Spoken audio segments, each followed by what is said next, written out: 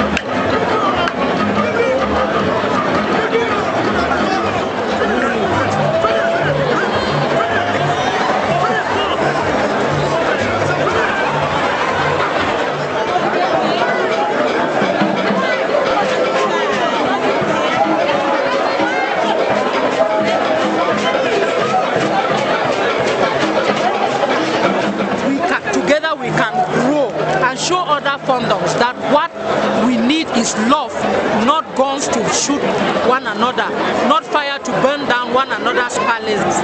So this has come to put us together and to bring a tie that will never be loose by anything. There's lots of dancing going on, music and the tutus. It comes to cement the long-standing relationship, good relationship that is existing between the Saw fandom and the Com fandom.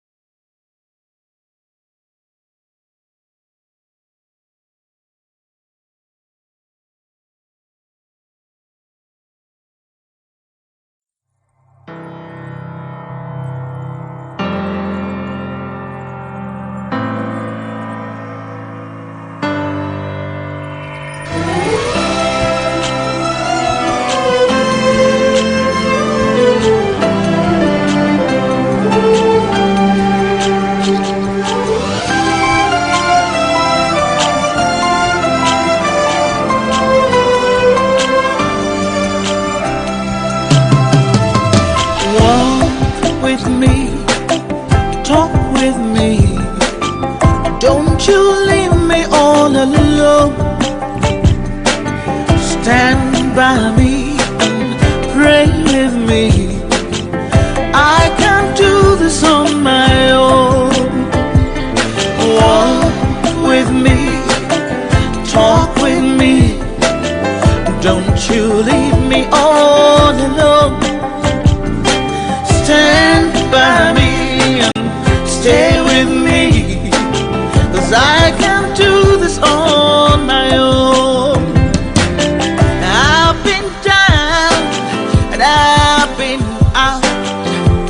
I've seen things no one should see, but I knew one day, come what may, that I'd sing a song of hope.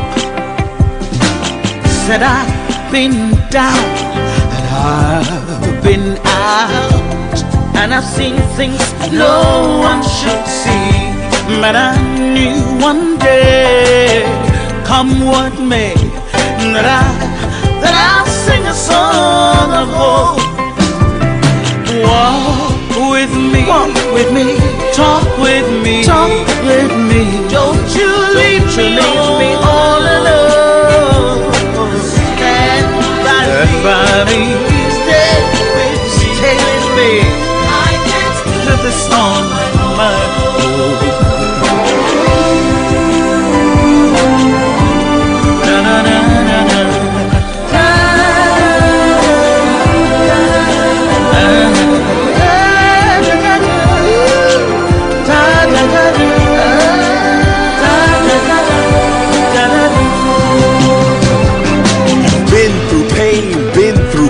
Your times of joy have been too brief. The threat of death posed by weapons made you leave your own possessions. But do not sink, you need to float. In times of need, I'll be your boat. Let's stand together, you and me. Address the needs of refugees. Walk with me, talk with me. Don't you leave me all alone. Stand by me, pray with me. I can't do this on my own. Walk with me, talk with me. Don't you leave me all alone.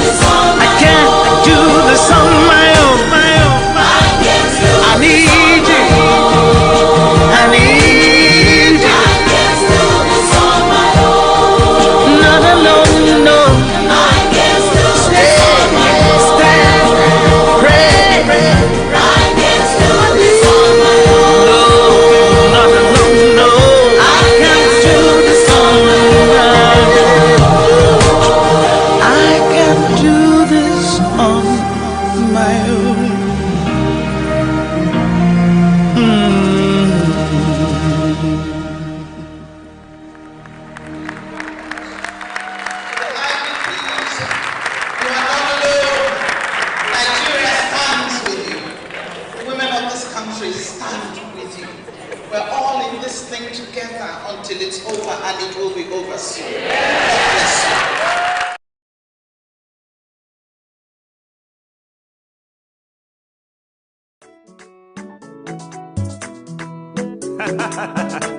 Oh, Almighty Father, Papa, now you love me so, and you know my name.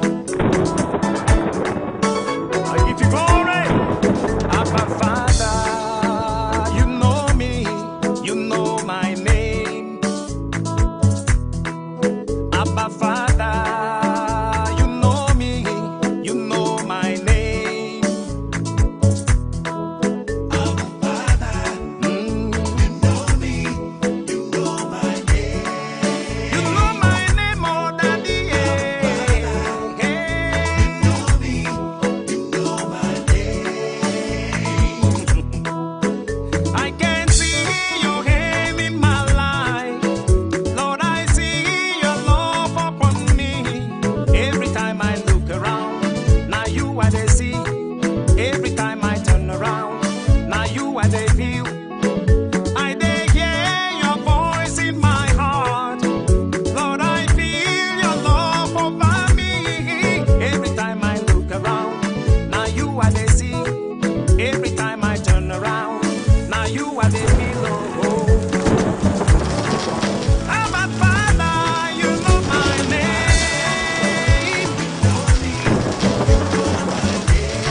Papa, you know me. Yeah.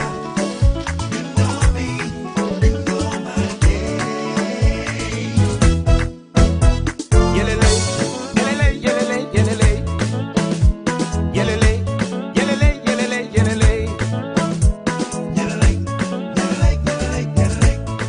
Yeah, yeah. Jesus, your love, now oh. My master, your kindness, now wonder oh. Every time I look around, now you are the sea. Every time I turn around, now you are the feel. Jesus, you said I be a picking, no. Jesus, you said your love go cover me. Every time I look around, now you are the sea. Every time I look around, now you are the pillow. Abba Father, you know me, you know my name. Abba Father, yeah. You know me, you know my name. Papa, you know my name, oh. Abba Father, hey. You know me, you know my name. Yelele, yelele, yelele, yelele. Yelele, yelele, yelele, yelele.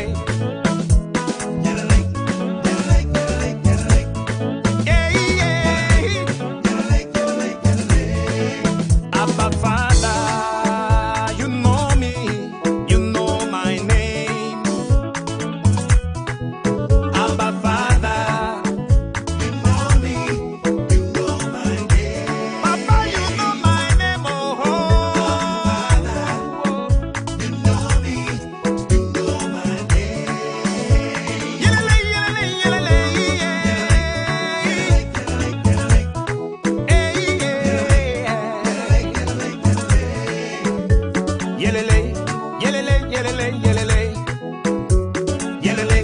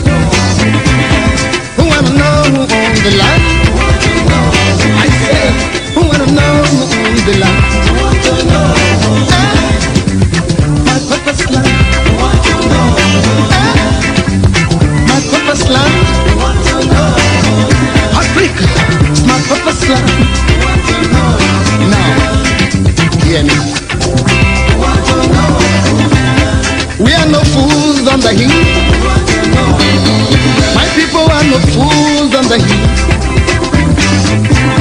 You must let my people go,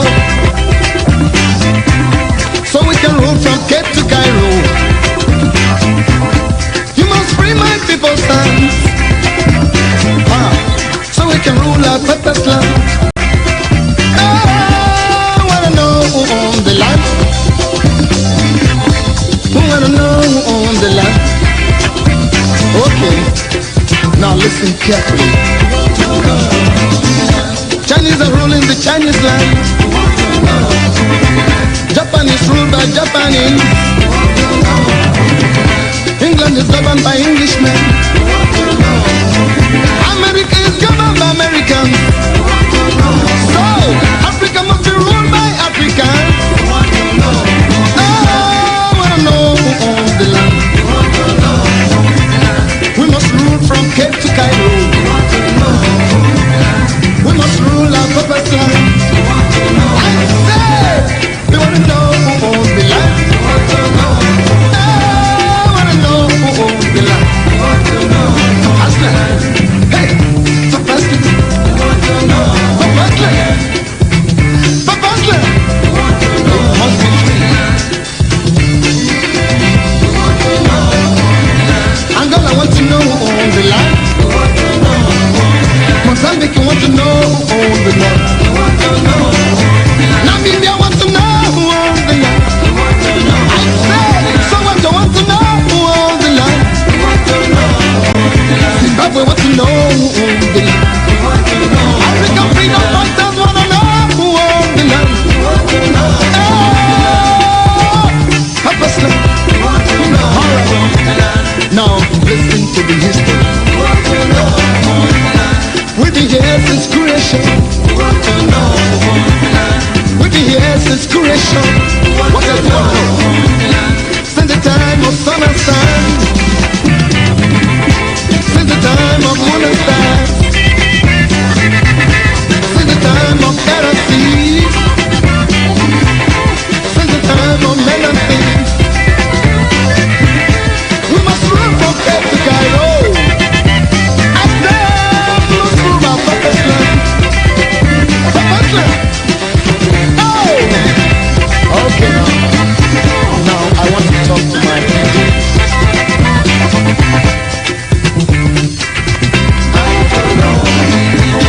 Iradanira oh, Ewolo.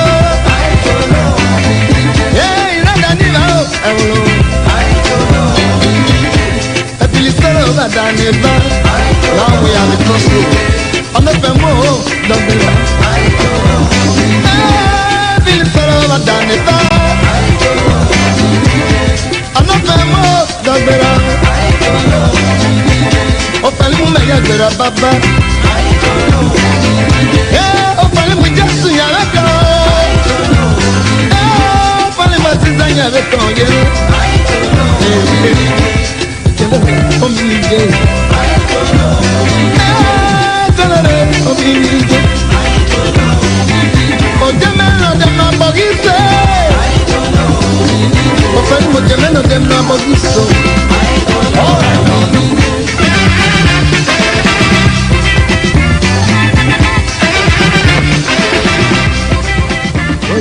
Welcome, ladies and gentlemen, fellow Ambazonians, to this exciting broadcast. It's a privilege to be back here with you with one-on-one, the state of the revolution with Chris Anno. Please do not touch your remote. I will be right back.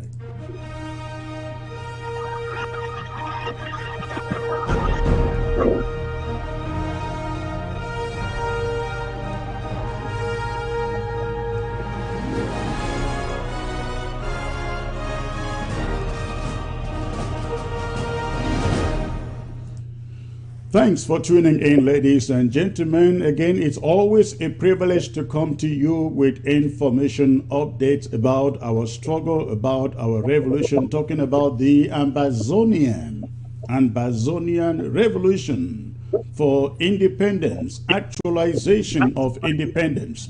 Thank you, Ground Zero, for joining. I want to believe you all had a wonderful weekend, except for the people out there in Bafut who had a terrible weekend with French Cameroon terrorist soldiers invading barefoot, killing, taking the lives of so many people. I'm going to be talking about that, and we shall also be talking about recent statements made by former U.S. Undersecretary for Africa, Herman Cohen. And we will revisit the Swiss talks and other things taking place on Ground Zero. So please, again, thank you for joining. Thank you, Africa, all of sub-Saharan Africa, all of you in Asia, in continent USA, in Europe, London, Mexico, Canada. Please, thank you for joining. And as you have joined, please let us go ahead and quickly populate the platform, the Facebook social media platform. Go ahead and hit your share button. We're going to be having a very, very exciting show. We're going to be having a very, very exciting show. So please, I'm going to be joined from Canada with the one and only Abdul Karim Ali this evening, and also from the great state, the Commonwealth of Virginia, I will be joined by Intumfoin Buea.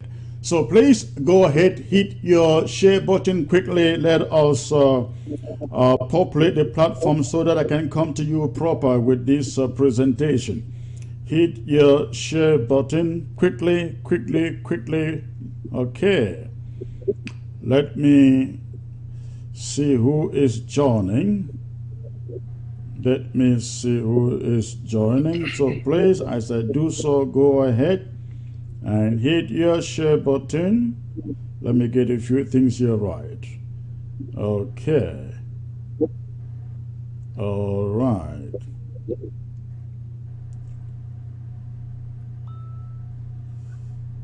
Okay, ladies and gentlemen, I hope you are hitting your share button. I see the numbers are rising quite rapidly. I see over 400 right now. Please hit your share button as you join so I can bring in the guests. But before I bring in the guests, I just like to remind our Amber Club members out there to please, if you have not yet updated your payments on the platform, that is the Amber Club platform on ABC website page, please do so, because quite a number of payments have not gone through.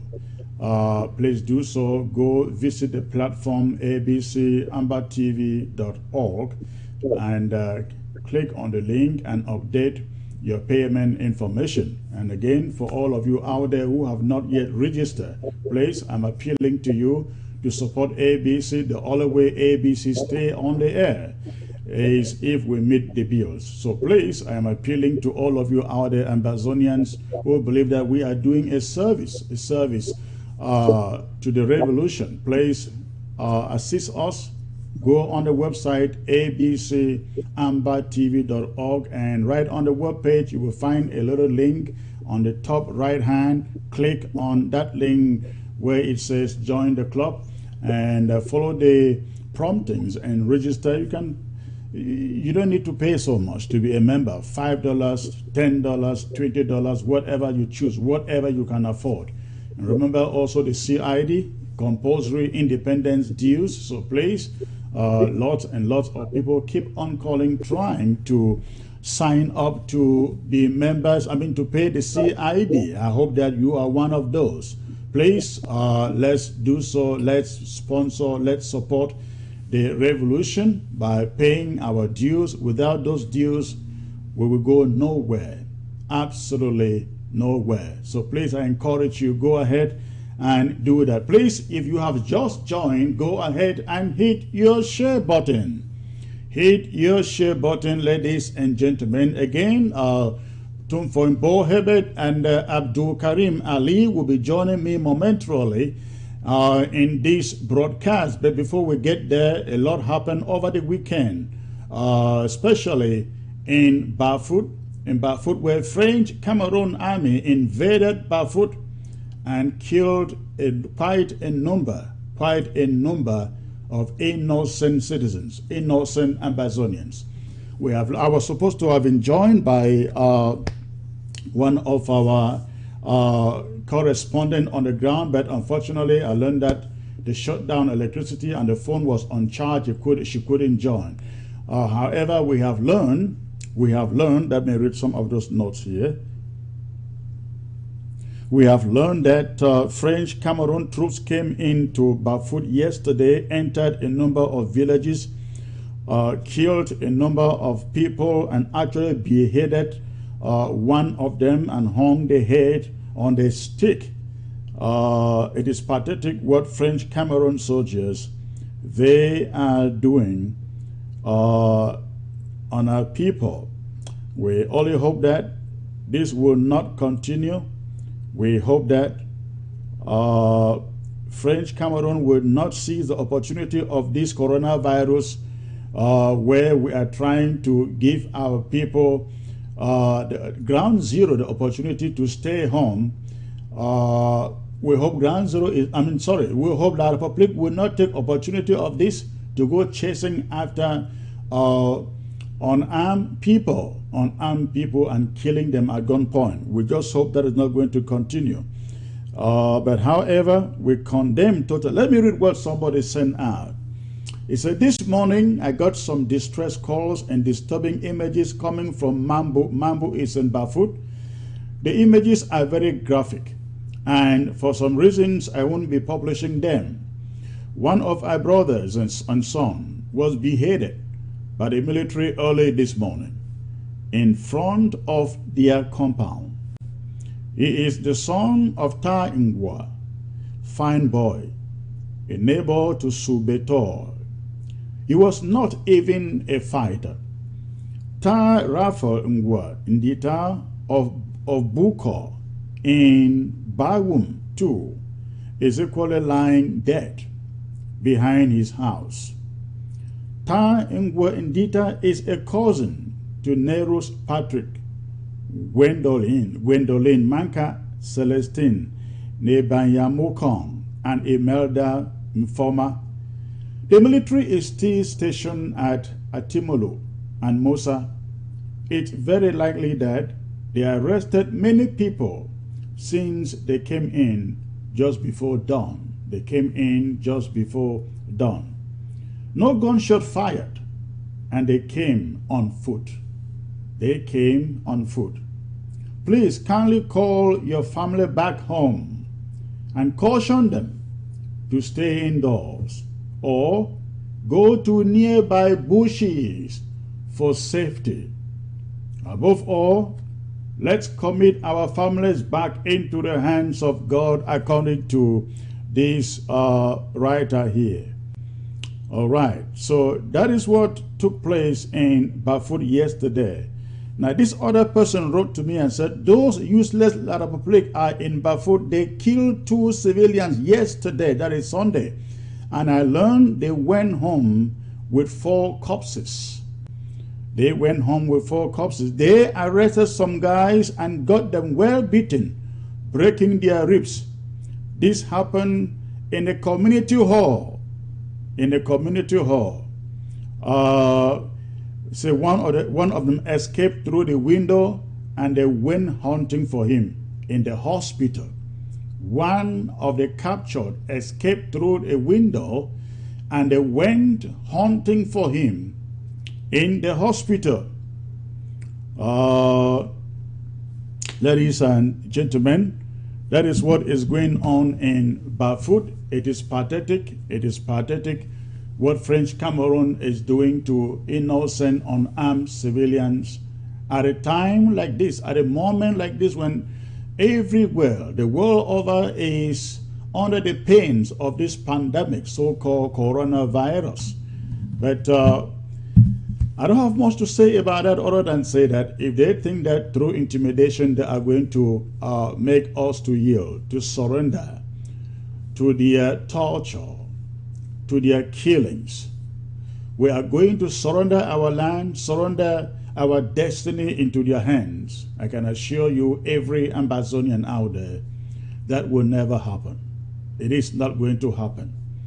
I know you may say, but some of you are giving up. Some of you are turning back to La République du Cameroon. Some of you are going back and pleading and begging La République du Cameroon to forgive you. Yeah, that is very true. But ladies and gentlemen, listen to me. We have always said, unto the last man standing. Unto the last man standing. And so we still have men and women, millions of them, who are still standing for this cause, for this struggle. And I can assure you that those still standing are doing everything possible to avenge these killings. Ladies and gentlemen, we ask you all out there, the only thing you can do is not to lament out there.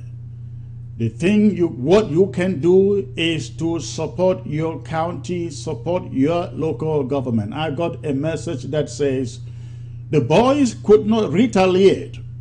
The 7 Katas could not retaliate because they ran out of some equipment, basic, very important equipment. Please, let us replenish whatever they lack right now. If you are from I think Bafut is in, I don't know whether Bafut is still in Tuba, LGA, or is independent now. I really don't have good knowledge about that. But please, if you come from Bafut, you come from Mezam, I think 7 Katas are some of the best, if not the best, inside all of Mezam. Let us stand with them.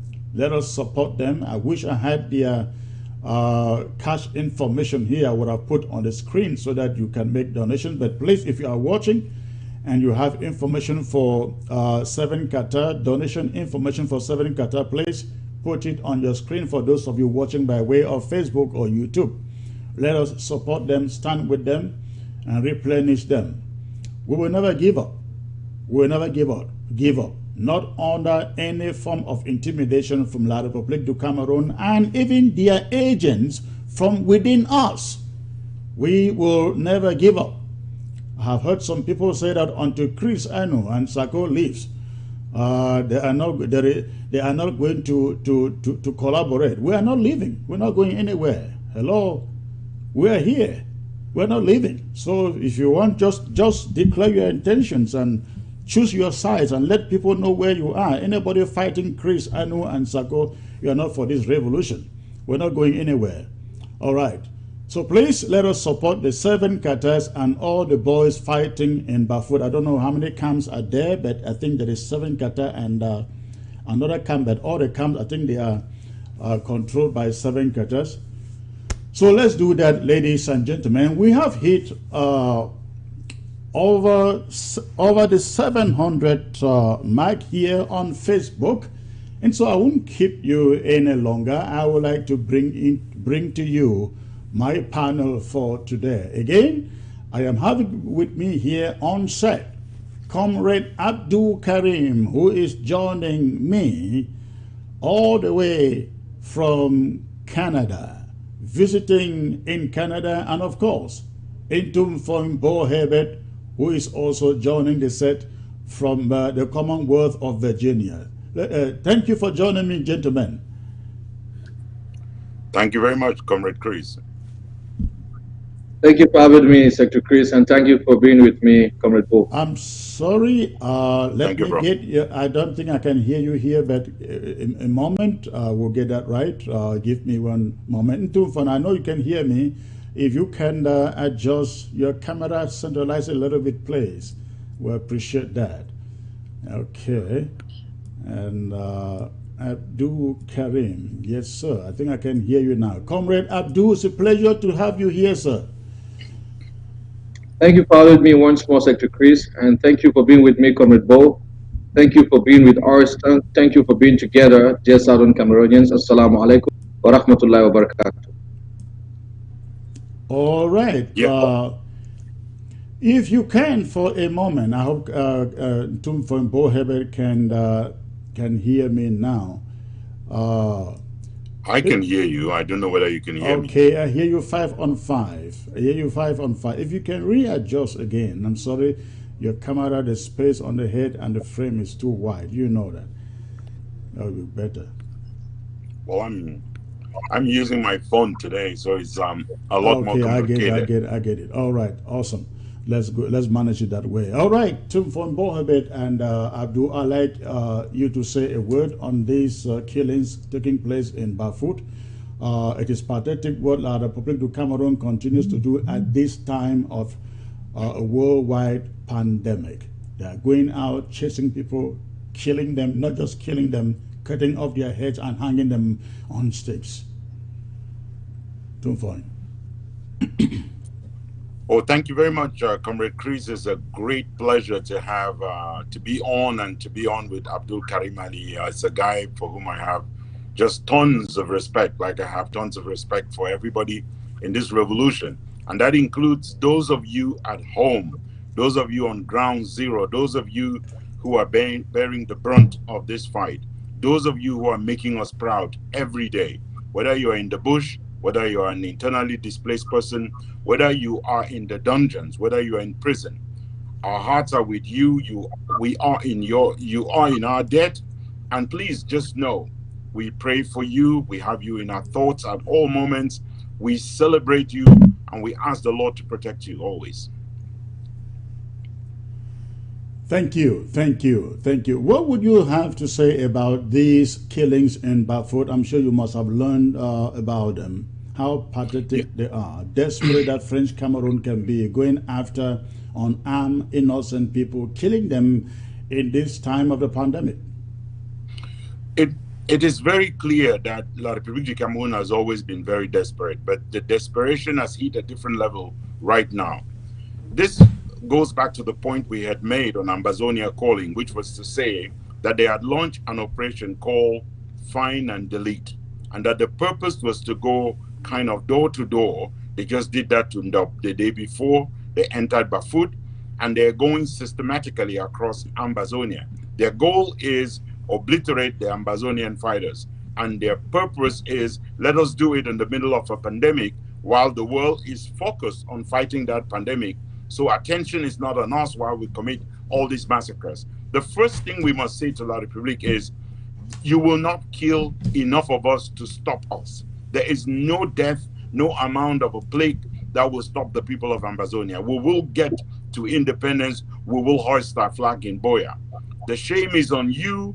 The shame is on the international community that is not following up on obliging La République du Cameroun to withdraw from Ambazonia to stop the killings. It is not because the world doesn't know. It is because the world is acting as an accomplice to La République du Cameroun. So it is a big shame, but the people of Ambazonia, they will win in the end, because they should stop chasing after people who are self-defenders today, because every single Ambazonian will rise after you kill all those self-defenders. For the moment, all of us are not self-defenders because all of us don't have guns. So forget the idea of targeting any Ambazonian to kill. You would have to kill all of us to take Buea.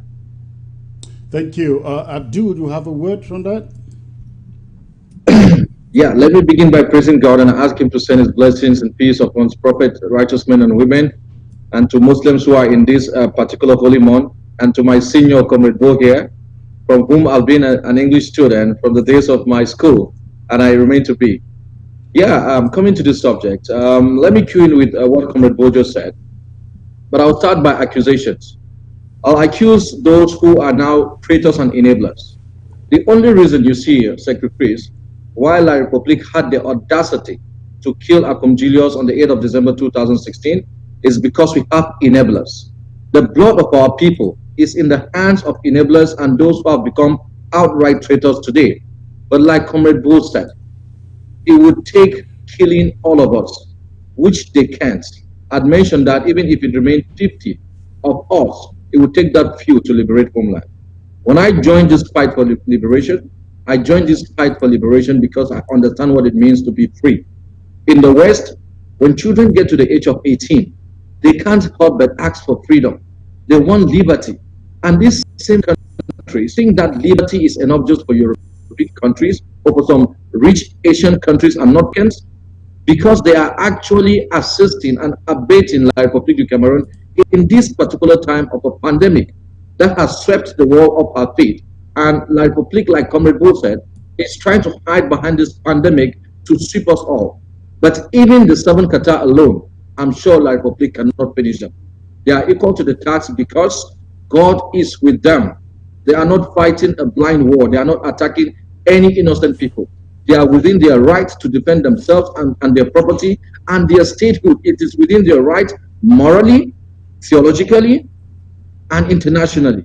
It is within their right. So it is a shame that it is happening, but let all of us know with the most recent traitors. So Foncha, Nicolas Santos, the blood of these children are in your hands. Enjoy whatever you have while it lasts. The blood of these children are going to not keep watching this. And this is why Southern Cameroonians must realize. Comrade, why would you pick out these two? I mean, why? Well, I saw them last week on TV, outrightly selling their people. This is why I've mentioned others before, but these are the most recent elders who I would think will understand this world nothing if you have no integrity and if you lose what God has given you as a kid. Why that's why I choose this particular tool. But I was about to say something before you asked me this question, Chris.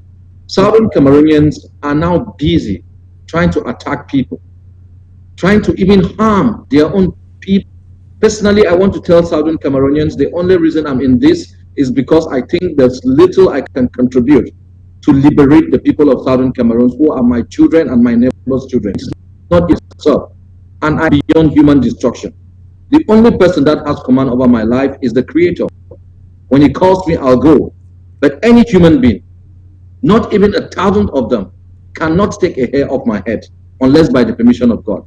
So this La Republique, who is abated now even by our own people, because by extension, even the detractors in our camp are facilitators.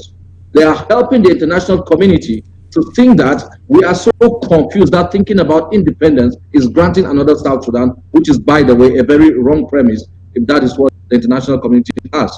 I'll end here while we continue. Thank you. Thank you.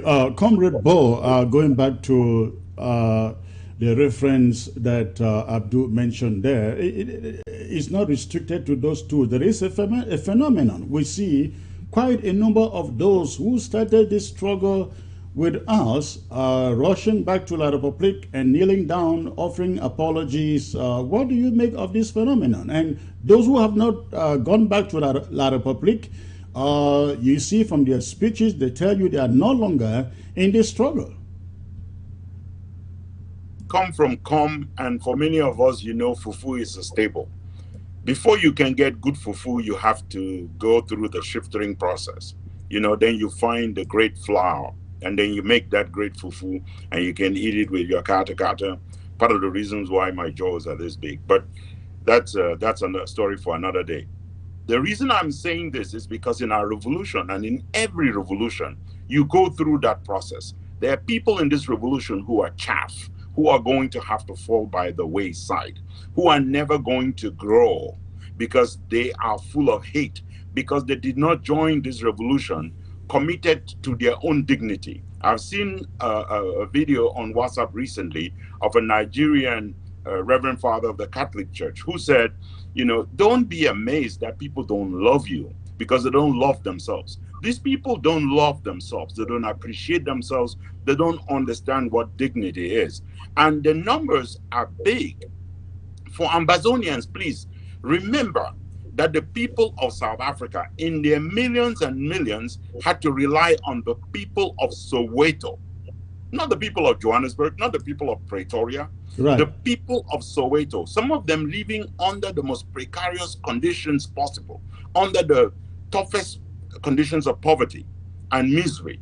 They are the ones who would not give up and who allowed South Africa to triumph, and who are the heroes of the rainbow nation that has been built today in South Africa. Remember the people of Bamenda, Abakwa people. You remember yourselves in the early 1990s. You stood your ground to push for multi-party politics. That is how it works in every revolution. Do not be fooled by the crowd. There's just going to be a few of us, and even if it's only a few of us that are left, we promise you that Ambazonia will be free. Our independence cannot be stopped. Now, I would say also that very surprisingly, those numbers of enablers and infiltrators, they grow abroad as well. They grow among the diaspora. Right. To recognize an enabler and an infiltrator, just listen to them call somebody else an infiltrator. That is how you identify them. And now for people of Ambazonia, if you know that La République du Cameroon will bring charges against someone in this revolution and is capable of condemning them for the acts that they have done in this revolution, know that that person is working with you. Do not listen to those who want you to turn around and hate yourself and defeat your own revolution by not uniting with someone who is working on the same side with you. Comrade, both of you, quickly.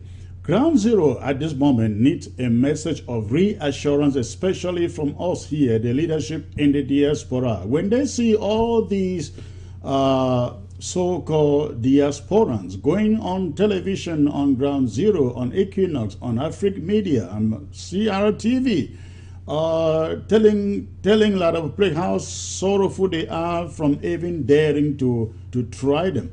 Ground Zero, the message that La Republic wants to send on Ground Zero is that we lost it.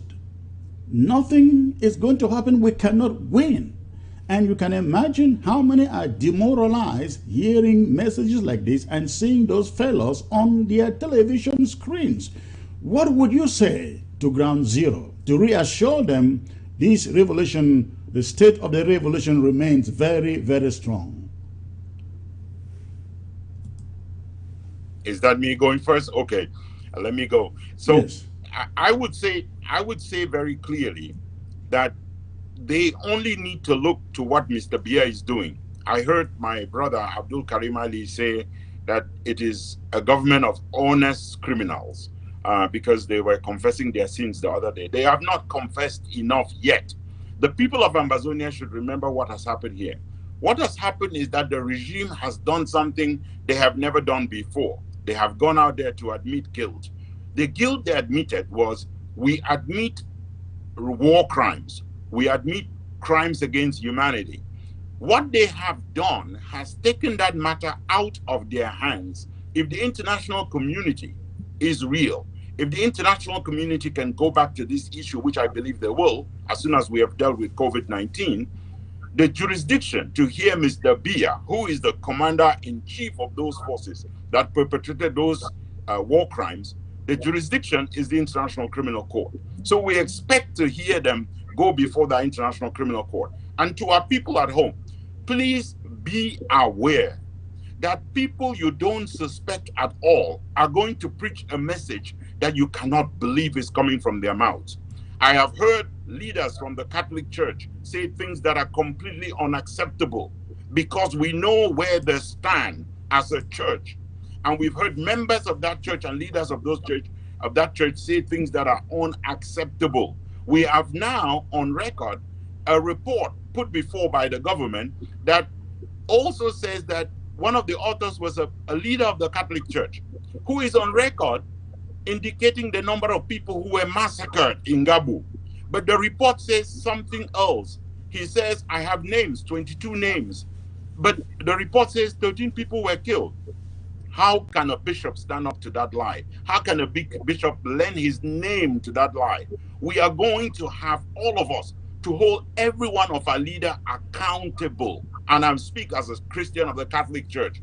Our church has got to speak the truth, and our bishops, because they wear a red cassock, they should be willing to shed their blood for their people, because all of us are willing to do that. I don't speak from abroad because I'm not willing to go to jail. If I have to go to jail for trying to free the people of Ambazonia, so be it. And if I have to die, then so be it.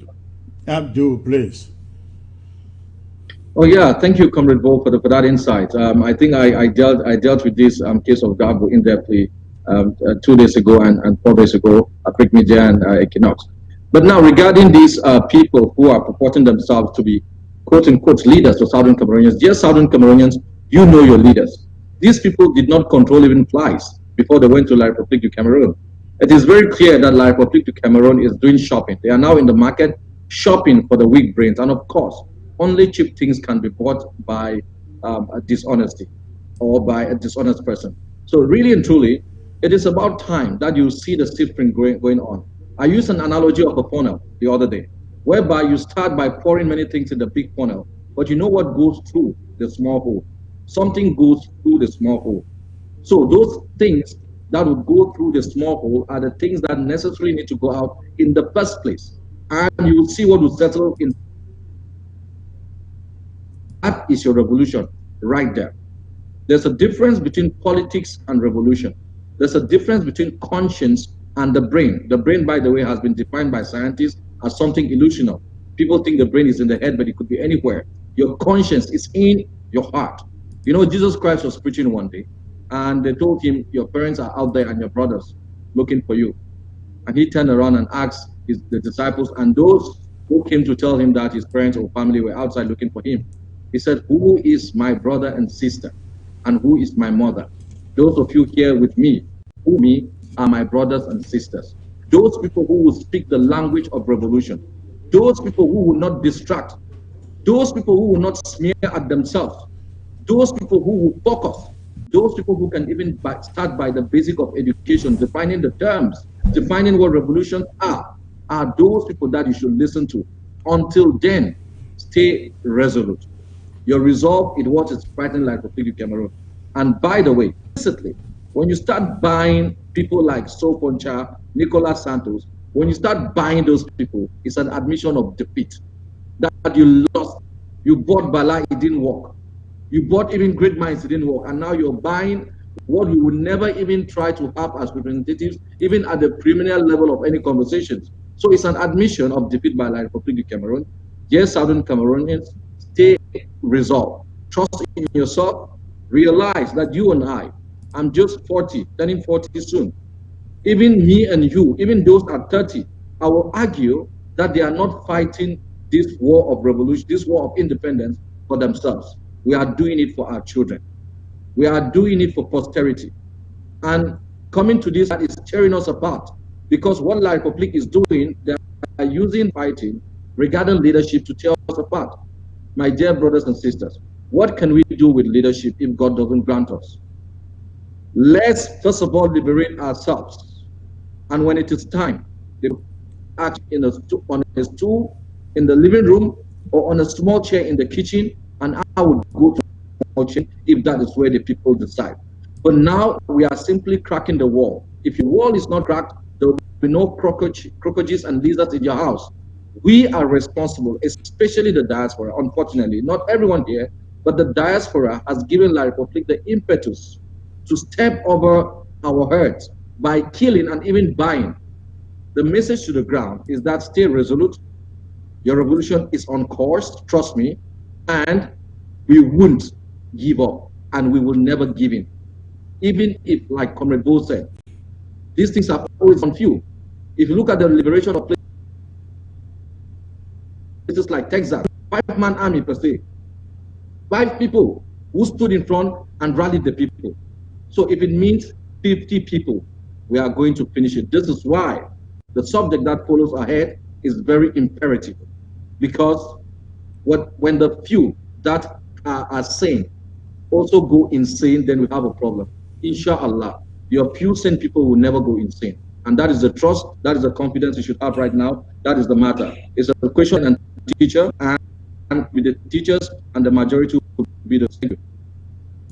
Thank you. Thank you. Let's move over to a subject which has raised some controversy. I personally am at the middle of that controversy. Last week I came on the air and essentially indicted former U.S. Undersecretary of State Herman Cohen, for flip-flopping when it comes to this Southern Cameroon struggle, because he has held quite a number of positions on this issue.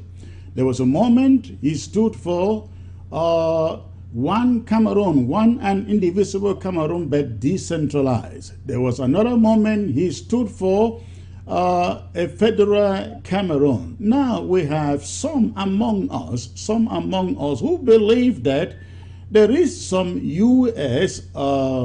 Mediated settlement that is being discussed. In fact, Cohen is supposed to be the one leading that U.S.-led initiative. As far as I'm concerned, and as far as the interim government is concerned, we have no idea that anything exists as a U.S.-led initiative. Now, for the record, I have personally invited Ambassador Cohen to come on ABC for us to have a conversation on some of the claims that he makes. Cohen sent me an email and said he wasn't ready to come on ABC. Then we all saw the tweet he had out there last week insinuating that peace is returning to Cameroon, referring to the two Cameroons, and invoking some U.S.-led initiative, which we know, ladies and gentlemen, which we know. He is all referring to himself, wanting to be at the middle of this, leading this so-called U.S.-mediated talks. But the U.S., we all know, has endorsed the Swiss initiative.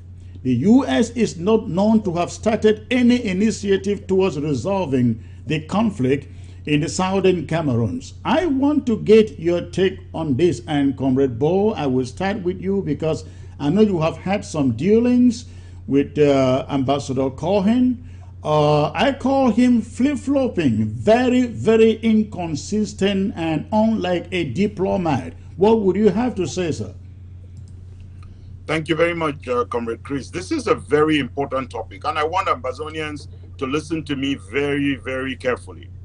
Look, we have tried to define a colonialist. If you want to properly define a colonialist, Ambassador Cohen is a leading colonialist. He does not have respect for the people of Ambazonia. If he did, he would not open his mouth when we are defining our future. He has nothing to do with it. But it just happens also that he has a lot to do with it, because we are here because people like Ambassador Cohen have always used blood money to meddle in Africa and meddle in the Cameroons.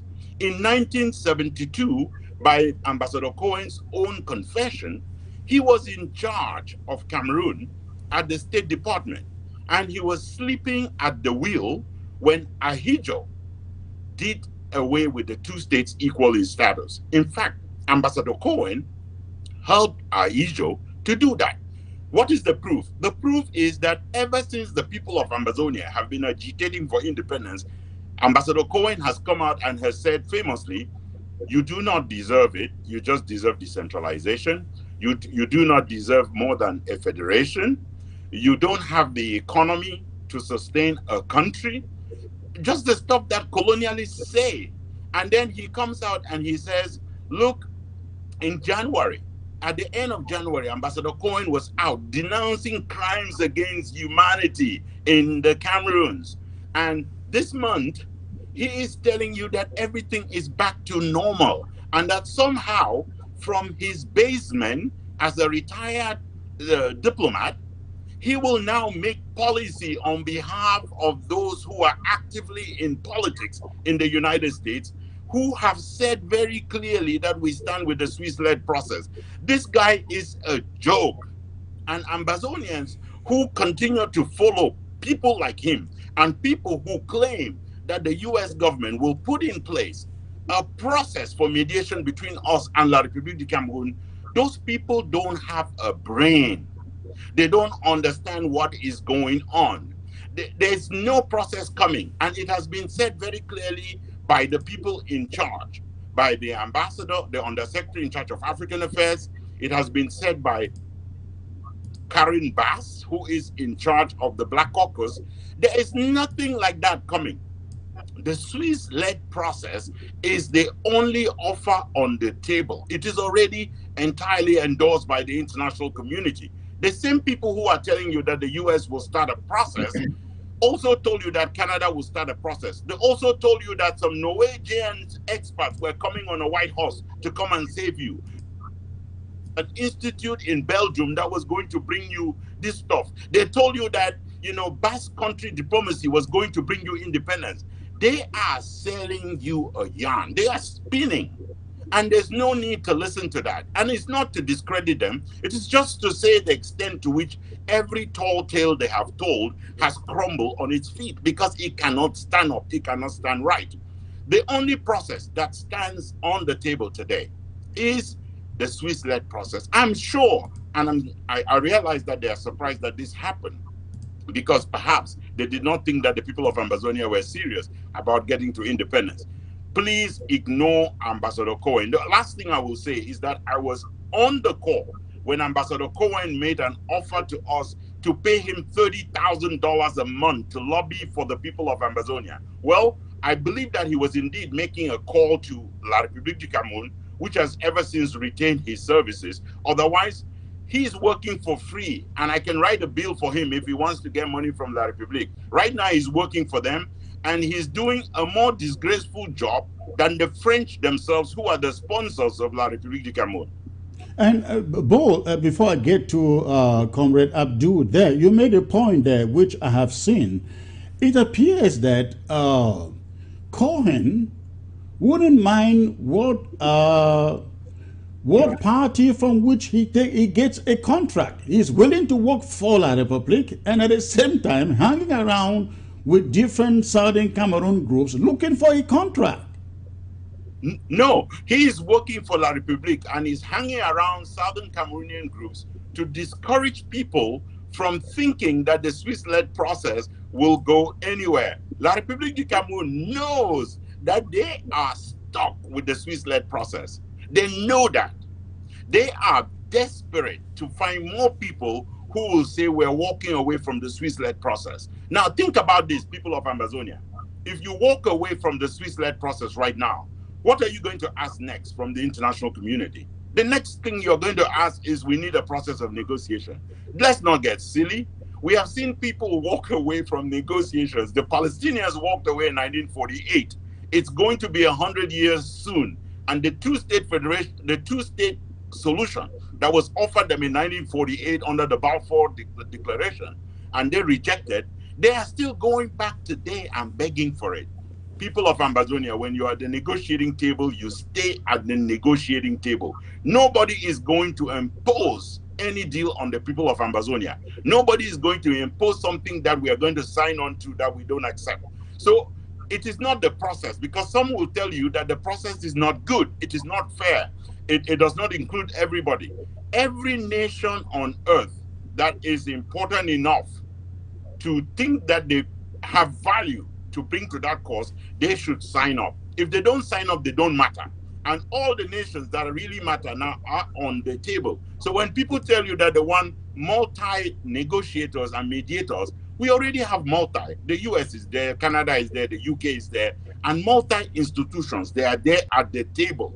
So Cohen is the only one who is walking around telling the world, I want some blood money, and I want it from Ambazonia, and I want it from La République du Cameroun. That's called prostitution, political prostitution. And no one should deal with a political harlot like that. Abdul, please. Oh, yeah, thank you. It's fascinating each time I hear Comrade Bull speaking. It reminds me when we were on the train from Geneva going to Montreal, the first time I met Comrade Bull and the first time we were in a high-level meeting talking about Ambazonia. So, yeah, thank you once more, sir. Okay, you know the logic of a madman is a sane person's confusion. When a madman produces logic, for a sane man, it's a confusion. The situation between Ambassador Cohen and our comrade, who would choose a stranger upon us, presents this analogy for me. That the guy is mad, and is presenting his mad logic, and our sane people are confused in his mad logic. That is basically it. Dear Southern Cameroonians, I ask you this question. The mere fact that La République du Cameroun got away from the Swiss table, does it mean that the Swiss table is good for them or bad? I leave it to your imagination. Because this weak argument has been floating in the air. Why is La Republique not on the table? Exactly. Why are they running from us who are waiting for them?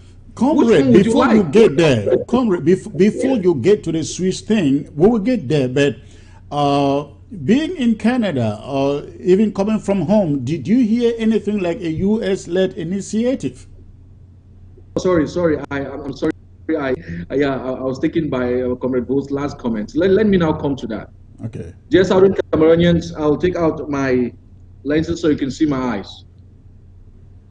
This is Ramadan. We don't tell lies in this month, we Muslims.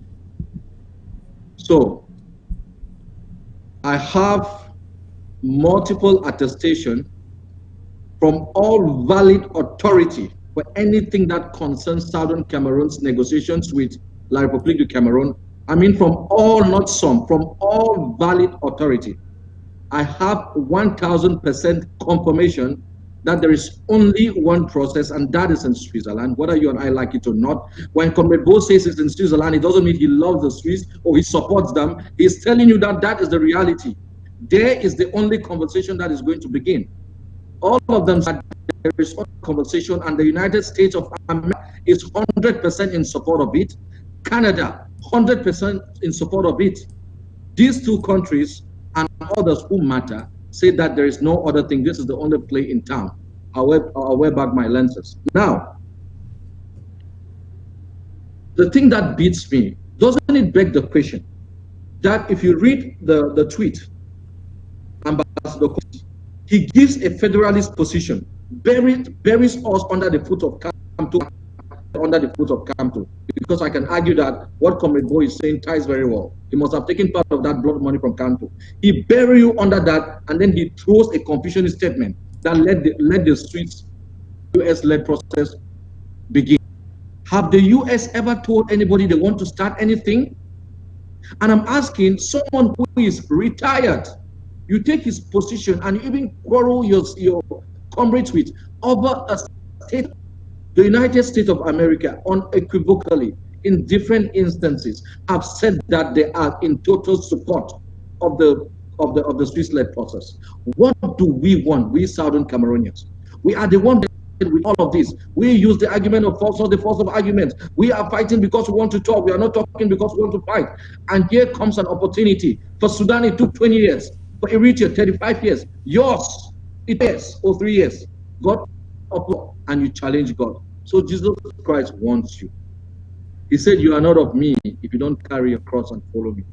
Southern Cameroonians, you need to carry your cross and follow this revolution. Don't think that you lazy, sleep over information and have other people carry your cross. The bad thing, what weakens my spirit, is that people base their argument on suspicions and assumptions, speculations.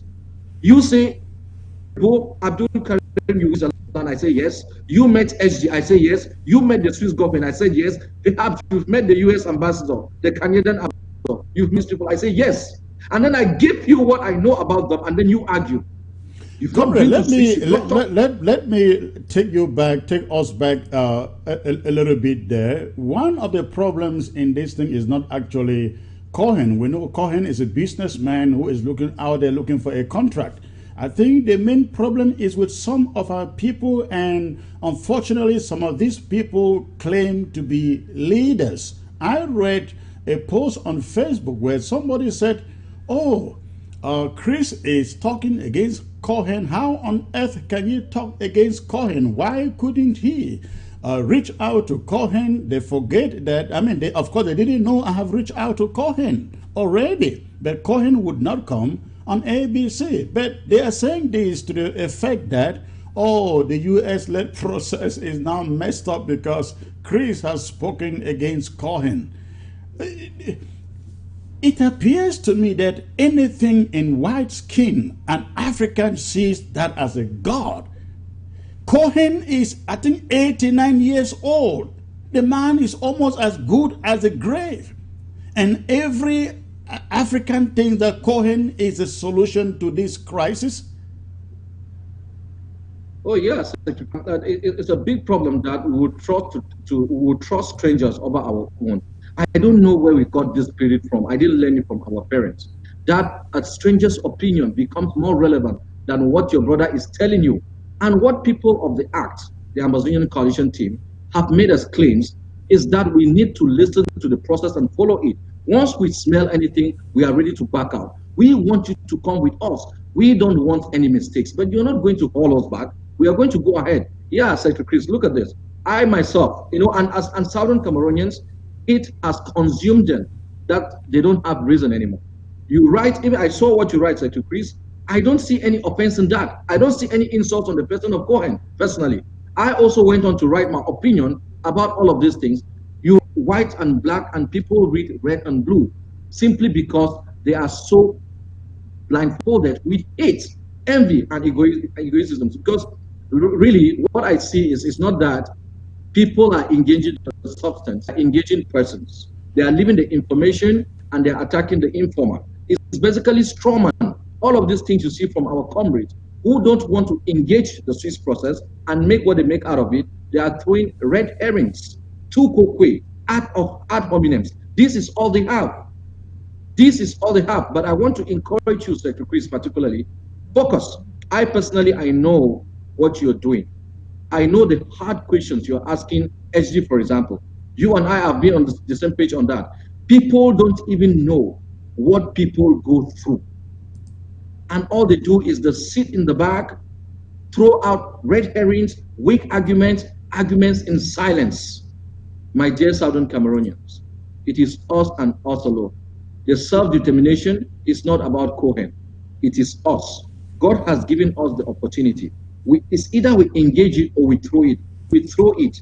We will tell the world that we are not ready for peace. We are not ready for justice. And then they will have no choice but to pin us to what we're coming from. We have to be careful. And by the way, I'm waiting. I made it very clear that I'm willing to go even to France if they would say they are ready to stop killing my people for me to talk with La République du Cameroon. People have said Finland is coming up. Norway is coming up. Where is it? Talking about that, I think there's a fellow on the social media challenging you to a debate to that effect, and this is the same fellow who went about advertising one negotiation reach with Norway. I'm still waiting to hear about Norway. Now it is Cohen whom they are looking up to. But let me get to Ntumfon. I know he's been waiting for long. Ntumfon, we had two resolutions, one from Congress, one from the Senate. 292 from the Senate, 358 from the House. And they all essentially talked about a one Cameroon. Is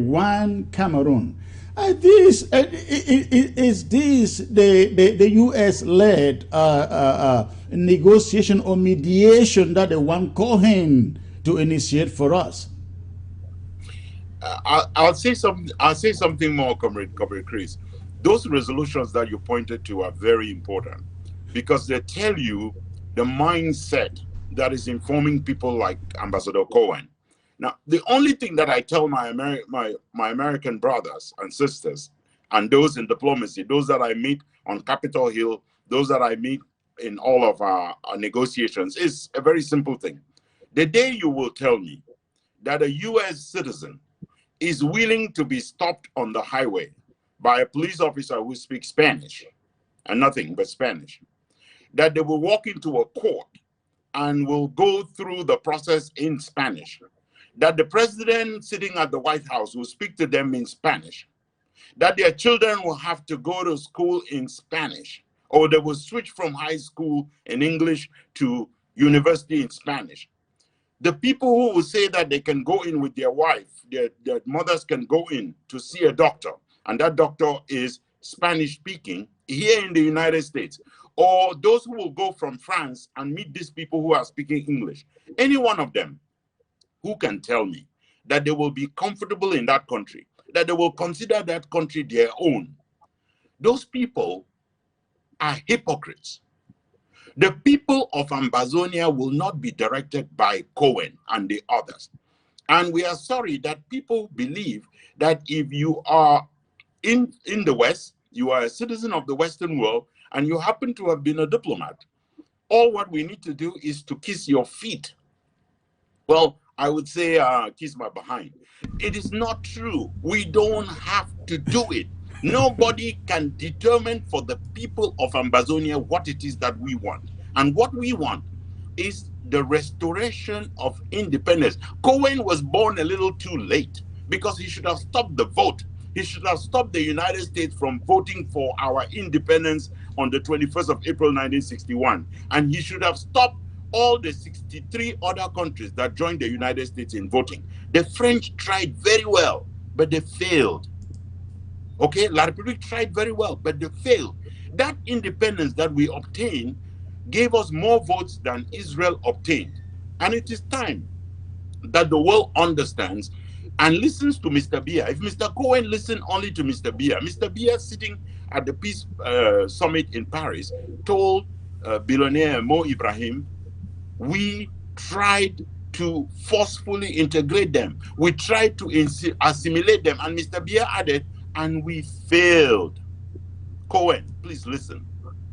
They failed. There's nothing you can do to make it succeed. Now, the generation that is fighting today grew up in an Ambazonia in which people were not massacred as our children are growing up right now and are seeing. My children who live here in the United States are willing to go to Ambazonia any day and fight because it is unacceptable to do that to any people, anytime, anywhere. So this process of constantly suggesting to us that there will be a process coming, the people don't understand. Listen, the Undersecretary for African Affairs, if people have followed very well, has had to go back on a few things that he said. He's had to go back on the stuff where he said, you know, after Sudan, he's looking to Cameroon. Because what happened in Sudan? A dictator fell. They were looking to Cameroon for what? For another dictator to fall. He said something additional. He said the boundaries of Cameroon for the moment, it was in a public speech, official declaration. And then they're going back on it. They're going back because some people in this revolution managed to be in the same team as Mr. Buea. Now, let us even suppose that the Swiss-led process will turn out badly. How would it happen? How could it ever happen that Ambazonians who call themselves Ambazonians agree with Mr. Buea on the Swiss-led process? I don't know anything on which I agree with Mr. Buea. Nothing. So when people start agreeing with Mr. Buea that they will not go to the Swiss-led process, you have to wonder who they're working for. You have to wonder what their motives are. And the motives, people of Ambazonia, are very simple. We did not bring this to the table. We are too jealous of those who did it. We will prevent this independence from happening unless it comes through us. They cannot follow the example of Christ. We're in the middle of Easter. The Christ washed his apostles' feet. He told them that I come to serve. He was glorified by service. The people of Ambazonia need to identify these leaders. You will recognize your leaders if they are modest, if they're humble, if they stay honest to you, if they are available and accessible to you, if they're willing to speak to you without reading from speeches, if they're willing to have these conversations with you. People who are complete fiction, who are reading scripts on a permanent basis, who are getting their teams to write stuff for them, are not speaking to you from their hearts. And if you examine those hearts, they are full of evil. Let us march our people forward towards the process that exists, because everyone who is telling you that a process exists out there is asking you to drop a bird in hand to go fetch two in the bush. That does not work in any logic. If the process fails in Switzerland, we will be the first people to tell the people of Ambazonia that it is not working. We are not here to cover up for the Swiss. We are not here to negotiate half bread for the people of Ambazonia. We are here to get an entire nation restored in its right, in its dignity, and the people of Ambazonia return to their freedom and their independence. And we will settle for nothing less. In two point, Ambassador Cohen is in the middle of a number of groupings, Ambazonian groupings here in the U.S. I think about a month ago, there was this group is it Southern Cameroon's coalition for negotiation. He was in the middle of that group. He's also in the middle of another group that is, I don't know what to say, is led by David Makongo. He is everywhere. He is everywhere, and his name is everywhere within these groups. What should Ambazonians think of these groups? Because another problem with these groups is that you look at these groups, they are not for independence. They are not for independence. Cohen himself has never talked independence. What are they thinking of mediating, negotiating for? You know, I mentioned earlier that you can recognize a political prostitute through their flirting, when they go left and right. And Cohen, that description you gave just helps to make the point even stronger. Now, our people on the other side, you know, the people who lack courage, who have to go and get themselves drunk, then they'll come and speak to you, and they can be bold enough to speak to you. Or back in the village, they would have to go and get in a juju. Then they can come and beat you because they can't beat you standing face to face with you. That is, these people are using Cohen like their juju. And they believe that because he's white skinned, because he's a former diplomat, because he served at the highest ranks in the office of the United States, that everybody should just fall down. You know, that is not going to happen. The argument that they are making doesn't have a head, it doesn't have a tail, it doesn't have reason. It is absolutely based on a feeling, yeah, look, we need to collapse. Don't forget, one of the groups that you did not quote is the group that's going around with Ngarbuh Fontem. And by the way, let me just say it, do a shout out. Let me do a shout out to Pat Tasang in jail. Look, my brother, that pen you have got, keep using it. May the Lord bless you. You put Dr. Ngarbuh Fontem in his place. And Dr. Ngarbuh Fontem is one of those, and I'm sorry I use his name, but he's one of those who worked very hard to collapse the Swiss process. He worked in the background, he worked in the front, he worked openly. He struggled very hard to try and destroy it. And then they went to Boston and they promised that they were going to crash it. They were going to crash it. That was what they said. And they were working with who? They were working with people like Dr. Fomanjong. Who is Dr. Fomanjong? The man who hosted Maurice Kamto. Who is Kamto? The guy who said we can never get independence. Look, it just gets worse. The coalitions that these people are building are nowhere in the interest of the people of Ambazonia. And we need to just step away, do our thing. Because whatever they promise you, and we can come back in a year's time, they will never deliver. There will never be any talks led by Cohen. There will never be any mediation led by the United States. And I can say that without fear of contradiction. It will never happen because the US government has been very clear about that. Comrade Karim, please go ahead and add your input on this. Oh yeah, when I hear both the hot conspiracy theories that is being plotted all over social media, especially from our people, it gets more sticky. I mean, you know, truth is being defined by consistency. This gentleman here called Comrade Buea, because he's been consistent from the day I joined this revolution, and I started following leadership. Followed him, he's been consistent. That only you do. And truth could take different forms. One could be honest, sincere, but at the end of the day, realizes that they were wrong. But that is sincerity and that is consistency. So look, the problem we have is that not only the fact that Cohen is white-skinned, but the fact that people are desperate to see the Swiss stock collapse is why they are supporting his utterances. Yeah. But this is what they are doing, which is rather disappointing. They are throwing the bathwater with the baby. This man has never, even for 1 second, thought we could be free people, independent in our own restriction. No way. He thinks we must die with Republic of Cameroon. And like I said earlier, even the comments they're using, their premise today is an argument of federation, an argument of stability, an insult to our revolution that everything is taking a normalcy, and then he throws it at the end for us to like beat the dogs, throw them some bones so that they can fight. He throws it at the end, let the US-led talk begin. And our people fail to see 99% of bullshit, and they are holding one nonsense, which is even a bigger shit than even that of the bull. So what is there to say? Dear Southern Cameroonians, we are in the Swiss process because we trust that our case is going to be settled on the debate table. That is where it's going to be settled. We are in the Swiss process because we never plan to fight any war with anyone. We are only defending ourselves, and we have to solve the problem between us and Republic Cameroon. We are on the Swiss table, on the table in Switzerland. Why? Because Comrade Buea, I made a very clear statement to the Swiss. I said, the day you guys will invite any federalists in this room with us, I will believe it. We are in the Swiss process. We are sure that they are not talking to us and talking to the campus at the same time. We are in the Swiss process because we know that our intellect is too mature for anybody the West put together to take us for a ride.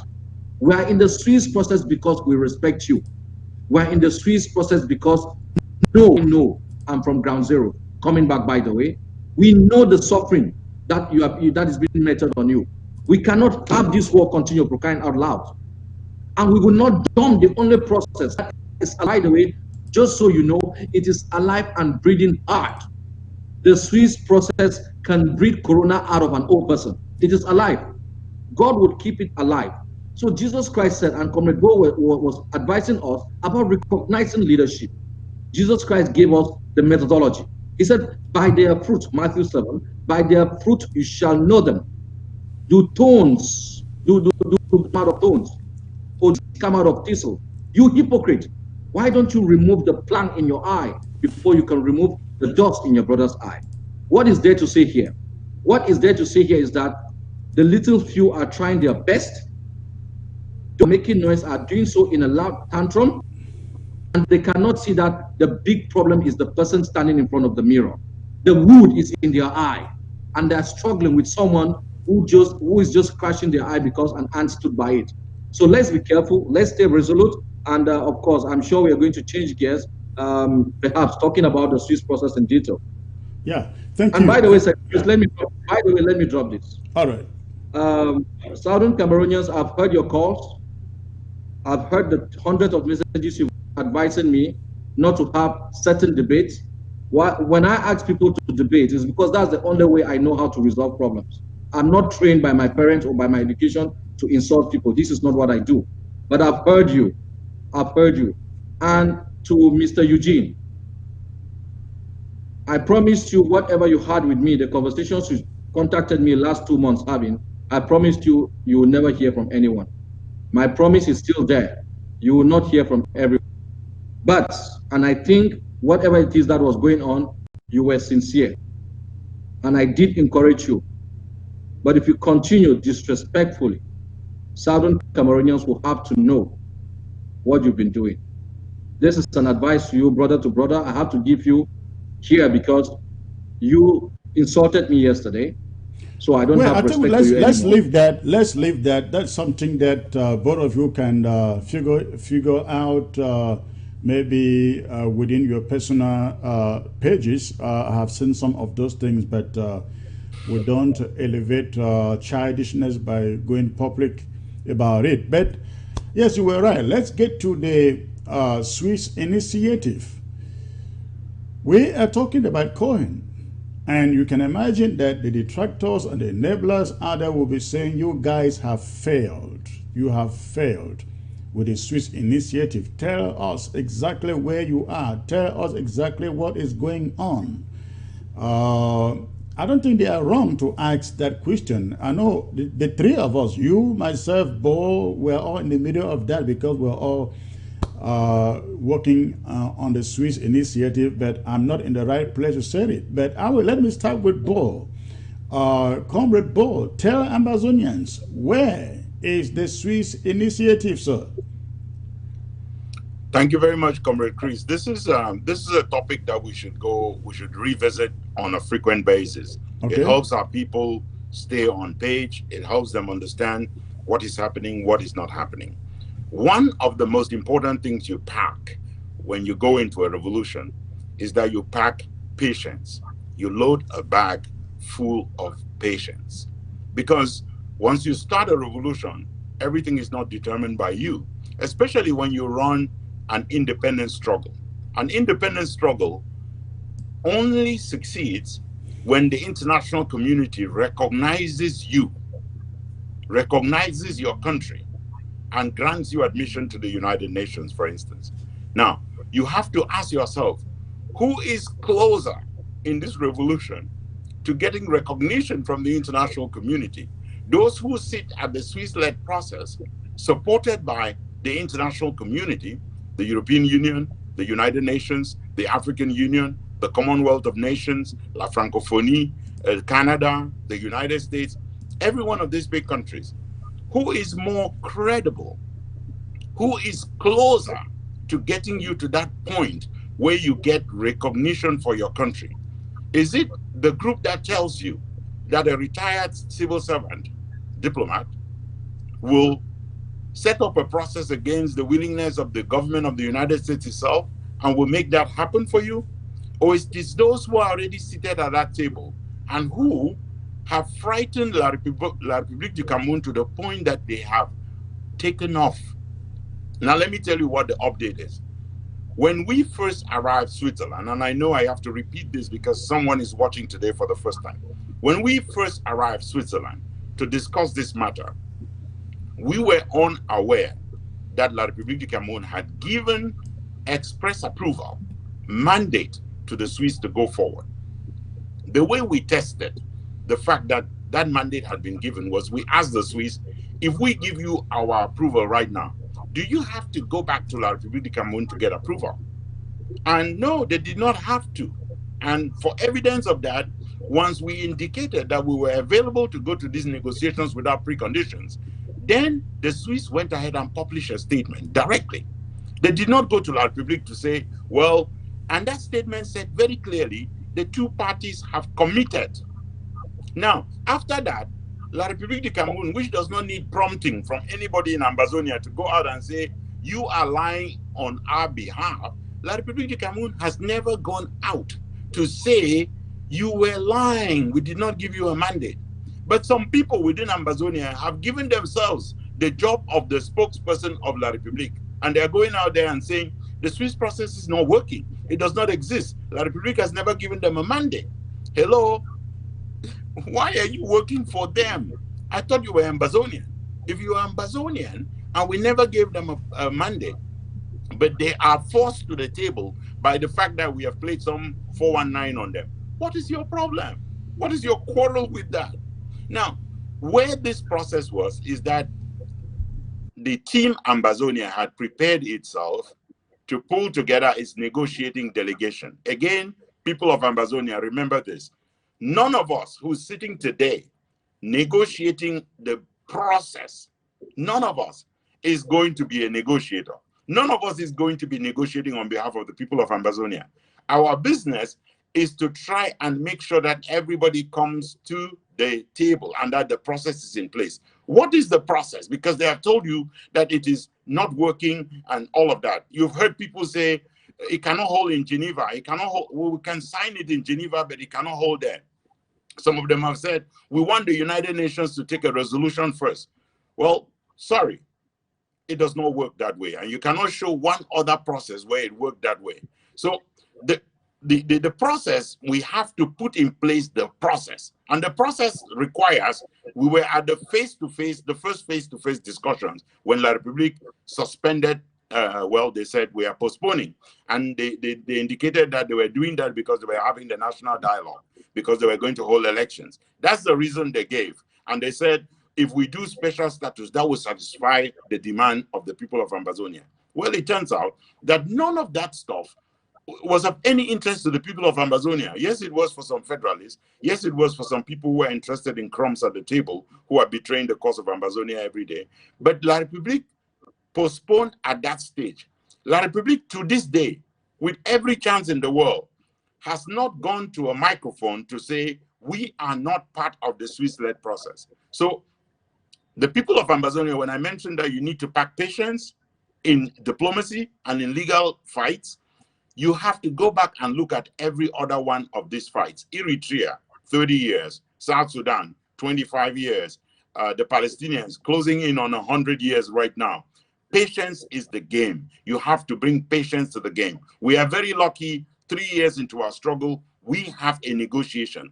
The people who are sitting out are giving, Comrade Chris. I'm afraid I'm not hearing you.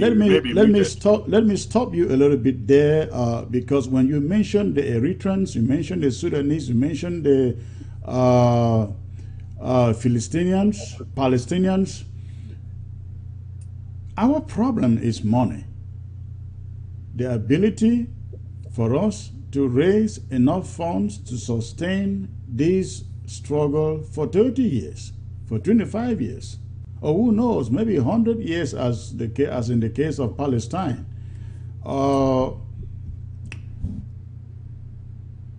What would we have to do to sustain this struggle to that degree of 25, 30 years? Because again, I'm saying this because if money is not coming in, that would be a terrible trajectory to even talk of. I took those examples not to say that our case will resemble it. Every case is different. And in our case, remember, what Eritrea was fighting for, we already have.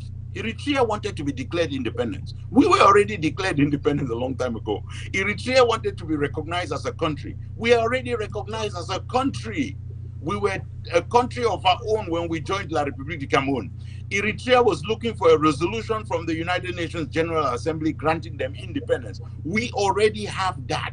It is in the light of all of what we have that our process to negotiation, in my opinion, was accelerated the way it was accelerated, that we got there in 3 years. Now, there is money and there is capital of a different nature. There is sweat capital, there is blood capital, there is the investment that our people are making on the ground. And money, in my opinion, isn't going to be the stuff that solves our problem. And if it is, it will be us expanding. The people of Ambazonia will not be able, from their own meager financial means, to support this revolution. We need to turn to the rest of the world. The rest of the world needs to hear the story of a united Ambazonia, about why our people deserve support from the world. Countries that voted for our independence should today be saying to themselves, we are standing behind you. The tough work that we need to do as a team to project the determination to go to independence is being diverted by people who are telling you that there's a Cohen project, that there's somehow, there's going to be another process. Ask yourself, if you were sitting as the US delegation today, and you were hearing people in this revolution say that there is a US process, what do you think about the Swiss process? You're saying to yourself, these people are confused. They don't even know what they want. What is in the US process that you will not want to bring to the Swiss process, let's say? Let's even say there was a US process. What is it that you want to bring to that US process that you cannot today bring to the Swiss process? Right. Bring that process, bring that stuff today to the process that exists. Because the longer you stay out, the more rope you give to Mr. Buea. Because what can Mr. Buea say today? Well, I'm out because they're not yet there, all of them. Comrade Abdul, you were one of those who went to Swiss, and the reason why our detractors say this thing is not working, this Swiss thing is not working, is because you ate the cheese and maybe got an envelope. Tell us, did you eat the Swiss cheese? Oh yeah, that's a good question. Yeah, so I think I agree with Comrade Bosa. Patience is a virtue, and I think when Comrade Bo was referring to those other countries, God forbid, not necessarily implying that we are going wrong.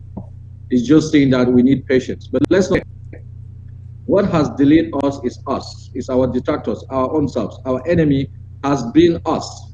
Like we found a way out because we played our card on the table. That's how they found their way out, by using their excuse, because we are split. How can you even sell your case? How can you even market your situation to the international community when all you do every day is sort yourself on Facebook? Skeptical. They are very skeptical. Now, what the mistake Southern Cameroonians are making is that they think the West is like us. No. The West, they hardly stab themselves on the back. They speak as a one man. The mere fact that Switzerland is in this thing, no other country, even if they wanted, no other country can usurp Switzerland until the day Switzerland backs out or outrightly fails. And they are yet to back out and they are yet to fail. Now, we talk about Norway.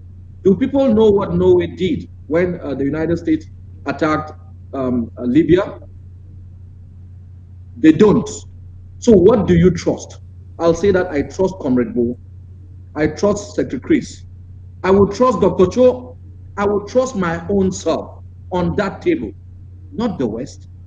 They are not going to be presenting our case. We are going to be doing that. They are not going to defend us. We are going to defend ourselves. They are not going to sign papers for us. We are going to be signing these papers. This is where the matter is. So the problem here is a matter of perception. But our perception has been weakened by ego, self-pride. You see a farrago of selective, self-serving opinions. But we forget we are not fighting for ourselves or for one man. We are fighting for these people, if not for anybody, for the thousands that have died in just these past 3 years, for crying out loud. When I was called by the Swiss, I was in. This was a time when Franklin Jume had said he would eliminate myself and Barrister Cook. So I escaped. This call came when I was sleeping. Well, after listening to them, I asked, who are the people you've met so far? They mentioned. Comrade Buea's name entered inside. Then I said, okay, let's continue talking. What do you know about our problem? They explained to me satisfactorily what the Southern Cameroon problem is, what even comrades who are making noise today cannot explain. Thirdly, I asked, is La République du Cameroon aware? And these are my arguments when I was at SET. Because they were asking me, what are you doing in Switzerland? I said, I went to a process that you yourself know, a process that you yourself have endorsed, and the government of La République did not say no to that. The lawyers have it on record. They admitted that they had given their hand on this particular process. So now, and I ask myself, what else do I need to know? Even if all of these answers were no, no, no, I will go and listen. That people are killing that people are killing you, and someone comes to ask, what is it we can do to help you? And you won't listen to them. What would you want to do in your life? So regarding Swiss chiefs, I went to the third meeting with an old man. Actually, I landed same time as Comrade Buea. He landed from the US, I landed from Belgium. We traveled, and that same evening, an elderly Southern Cameroonian, whose a book that he had written about our struggle to myself, Dr. Etang. Dr. Atang could be my grandfather. He called me, I think, 4 nights ago. He said he's been hearing this thing about cheese or bribe in Switzerland. He said he was there when I left earlier than them. They even had to contribute some little money to give me so I can buy some chocolate at the airport in Belgium. He said, are people in this country saying that he went at his age to eat cheese, the blood of his children? Is this what people are saying? I said, no, Papa, that is not it. All of these things are miscommunication. I've been holding myself, Secretary Chris, not to put this my skull on the ground in prostration and pray against people. Because the reason why most of us who are true to this cause are in this cause is because we want to liberate homeland. All of this smearing, blackmailing, slander, go now for free, but to be honest with you, people are going to answer for this thing. Our people that are dying from the day La République seem to have postponed their stance in the Swiss process, by and large, we are going to be questioning these detractors. This is when we will start calling our shots, Secretary Chris. On that face-to-face, this is when we say, take out your guns from our land. That is where our cards start coming. But our own people are in their ego. And I'm yet asking, I'm right now in the West. Please show me a country that wants to take a process. I will come with you to stop the killing on my people. Show me one. I am waiting. Until then, you will spin around and you will either join us on the Swiss process or you will see us liberate you on the Swiss table. Thank you. Thank you. I will take one more aspect of the progress of this struggle from the platform of ACT before I open the phone for a few phone calls. Comrade Buea, I guess many Ambazonians are asking right now what is happening to the lawsuit that was supposed to have been filed. Can you give Ambazonians some update as to what is going on, please? Yeah. Let me start first by joining Comrade Abdul Karim on the last point he made. Look, people of Ambazonia, this is a very simple thing that you should do to every leader. Abdul Karim was saying a moment ago, show me a process, I'll join you. The people of Ambazonia, tell every one of the people you consider leaders, go to every negotiation, not talks, not dialogue. Go to every negotiation that concerns Ambazonia.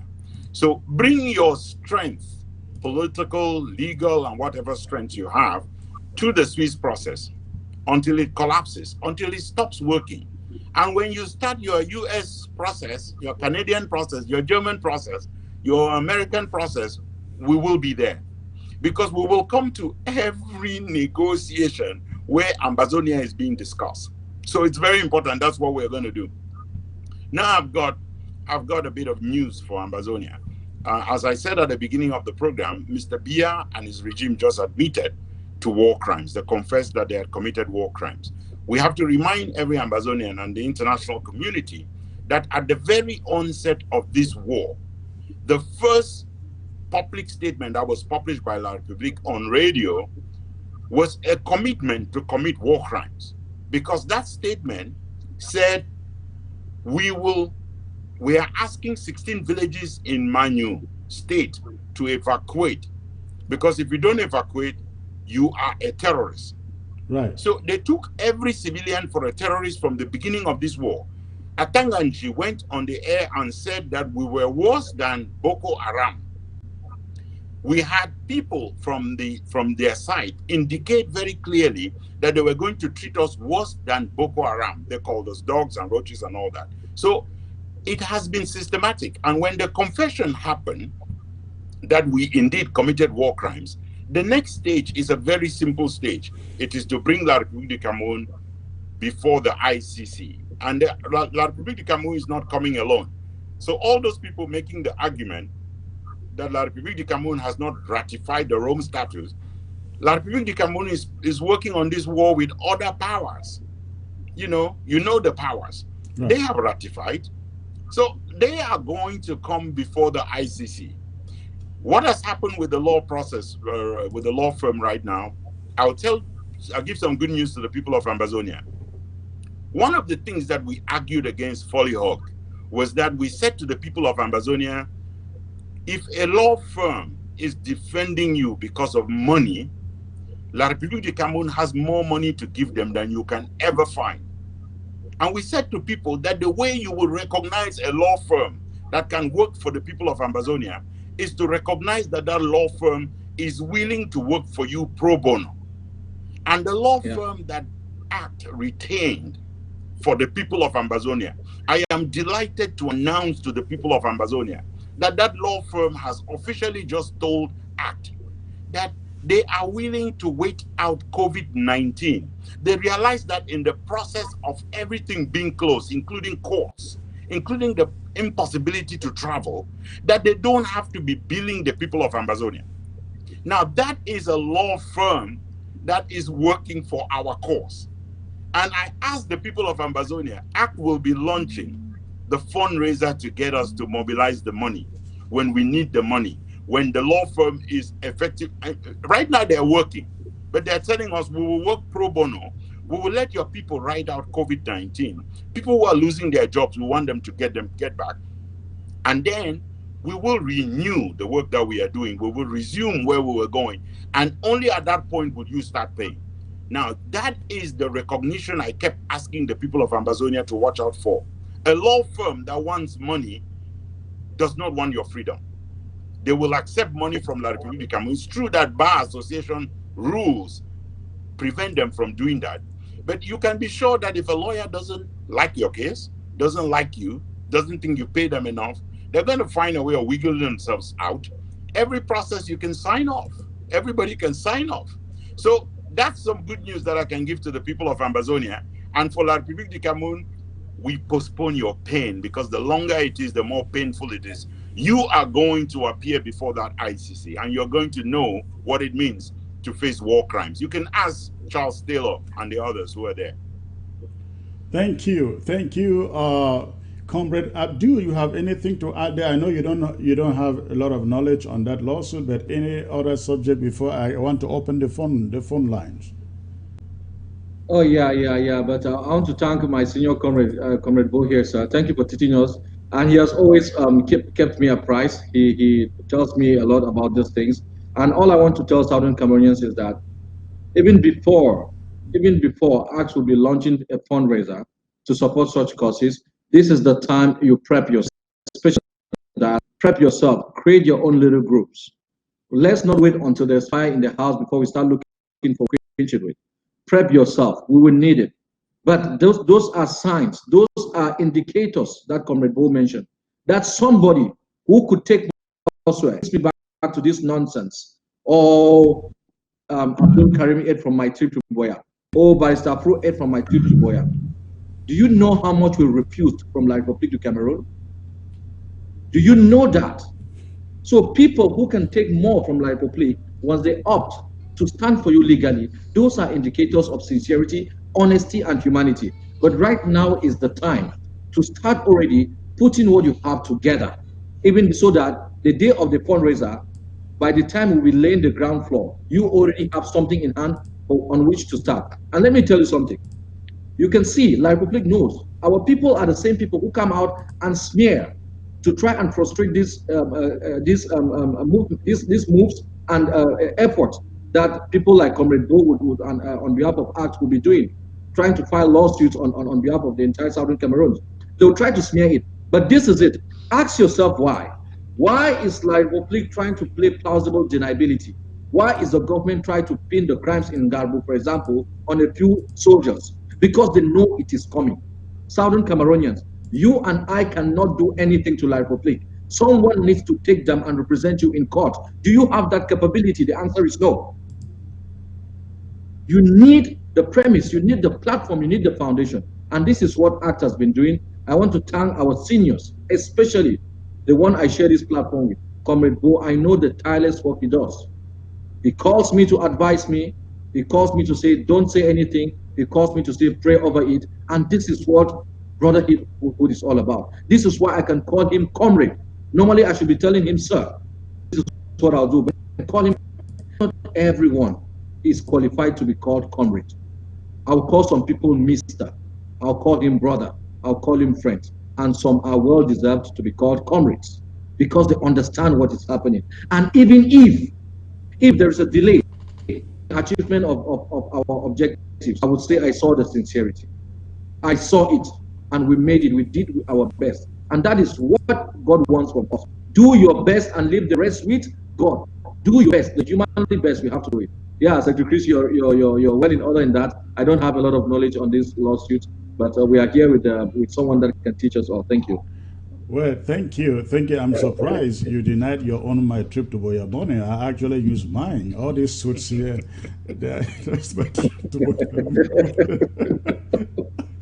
I made good use of mine. So, but let's get to the phones right now. I got the first caller. I think this is from Switzerland.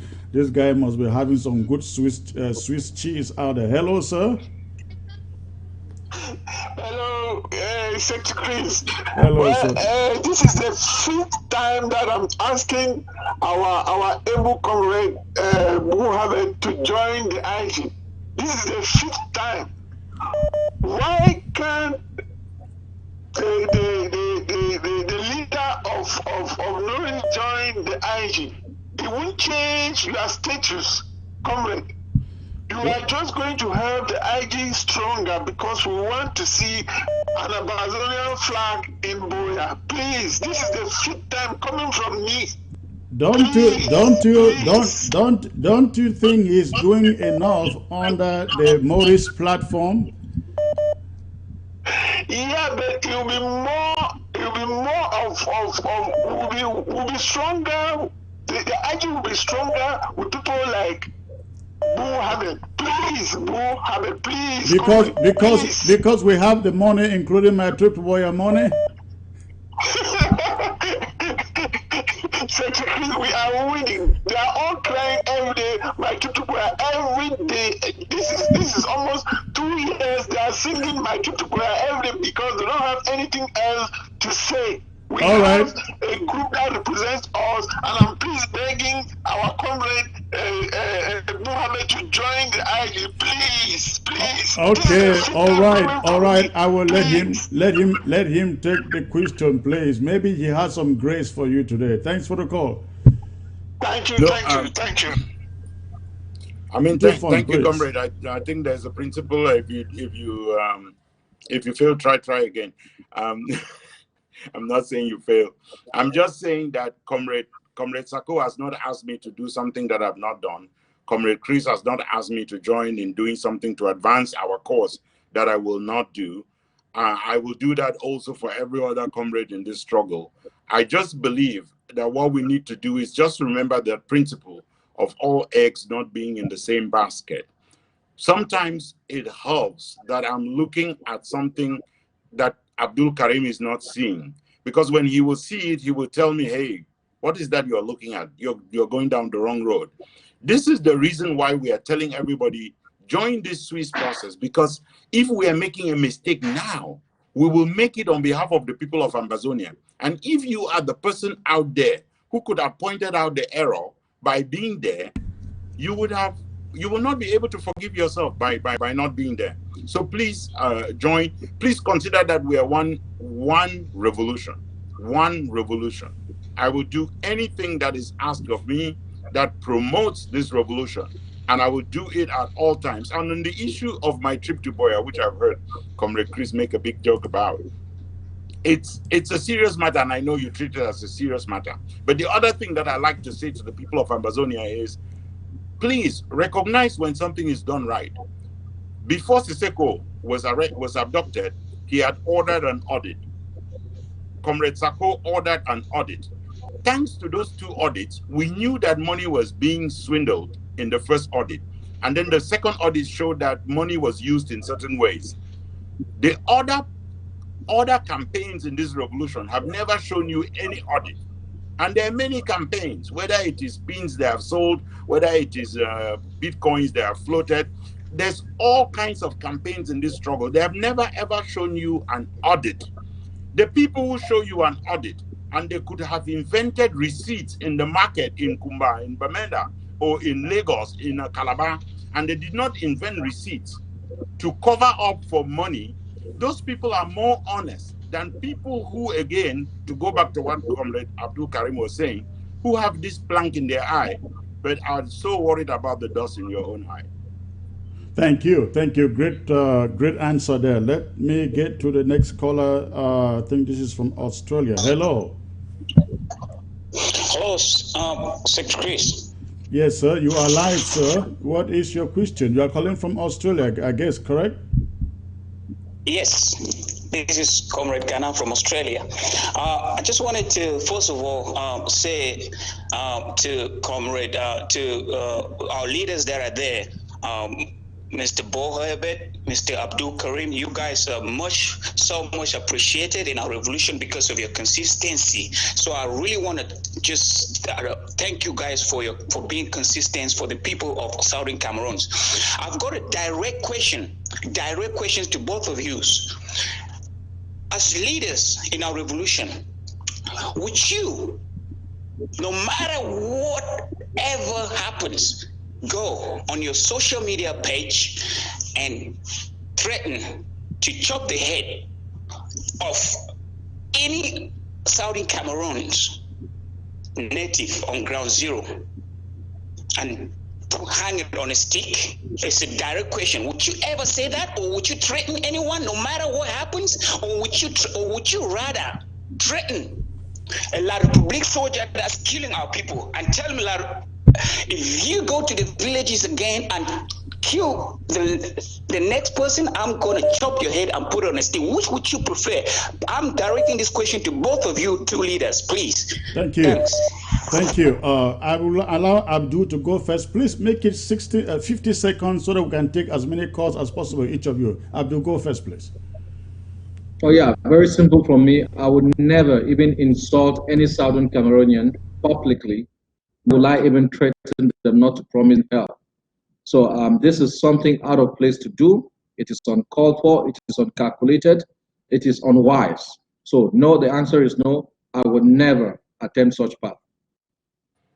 My answer, my dear comrade, is also a no. I will never do threats. In this particular case, what they are threatening is a war crime. We have people who are saying they're garring people's hands, meaning they're maiming, mutilating people's bodies. These are war crimes. And for the information of the people of Ambazonia, not only La Republique is going to face war crimes, all those who are committing war crimes in Ambazonia right now, or who are encouraging people to commit war crimes, they are going to face the same charges.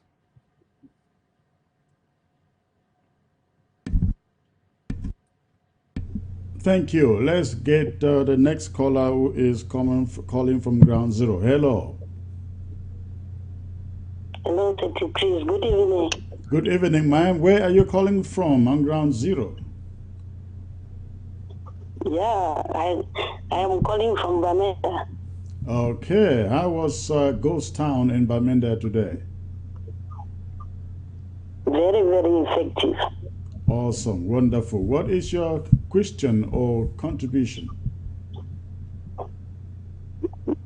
No, I just want to thank new people for what new people are doing, 33. You are doing a lot that we cannot even pay you back, because we are standing because you are from there.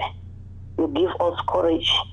You know, those people that, like you people, you are our brother because you are fighting for this revolution. Anybody that is fighting for this revolution is our brother and our sister. So thank you. And I also thank my brother Adokari. He is one in a million. He is not Muslim, he is our brother.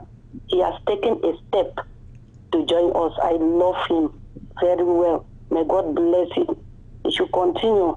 God said that many are called and few are chosen. He is a really chosen one. I pray that God should really keep that our brother Adokari for us, because I've never seen Muslim stand in this way. So from today, Adokari is not a Muslim. He is our brother. And I really thank him, and I pray that God should continue to keep him more and more, because only he is seeing that people are dying, and he is having sympathy too much that we cannot even say it. May God bless him. Let us join our head together to fight the revolution to an end. We have already ended the war. There's nothing. La Republic, they are frustrated. They don't even know what to do. So we should continue to stand firm. Thank you. I am glad. We'll take this country. Thank you. I am so excited hearing that coming from you on Ground Zero. You guys should not mind the characters we have here in the diaspora who are trying to send the message to you that it is over. It is not over till it is over. We want you guys on Ground Zero to know. Some will capitulate, but there are also those who will stand in to the end for you. Thanks for the call. Yes. Okay, let me see who is calling next. Ground Zero. Hello, sir. Yeah, hello, Secretary. Good evening, sir. Good evening. May I know where you're calling from on Ground Zero, please? Calling from Ground Zero, Victoria.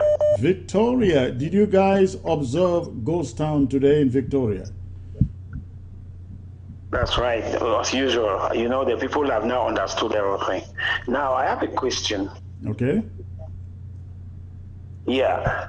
The thing is that if you look at the international organizations like the Commonwealth and the United Nations Human Rights Council, they have been silent all the while. You people went there right to the secretariat in London, and the people have been so silent. What are they going to say today? Today that they have accepted their culpability. It is a disgrace for those such organizations. Thank you. I would like Bo to comment on that because we were in London together with Bo and we literally almost slept at that gate for them to give us access to any official in there. Bo, please say something there. Yeah, thank you for the call. Thank you very much. One of the things that the people of Ambazonia need to recognize is that these international organizations are full of international blemish. They are corrupt. There are many civil servants there who are very, very corrupt. Some of them would accept money the same way we were talking about Cohen working for anyone.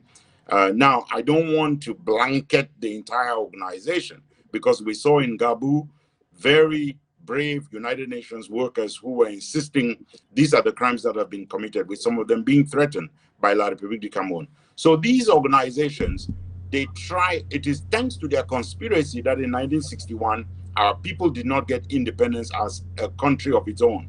There are these interests that are preventing and blocking our way.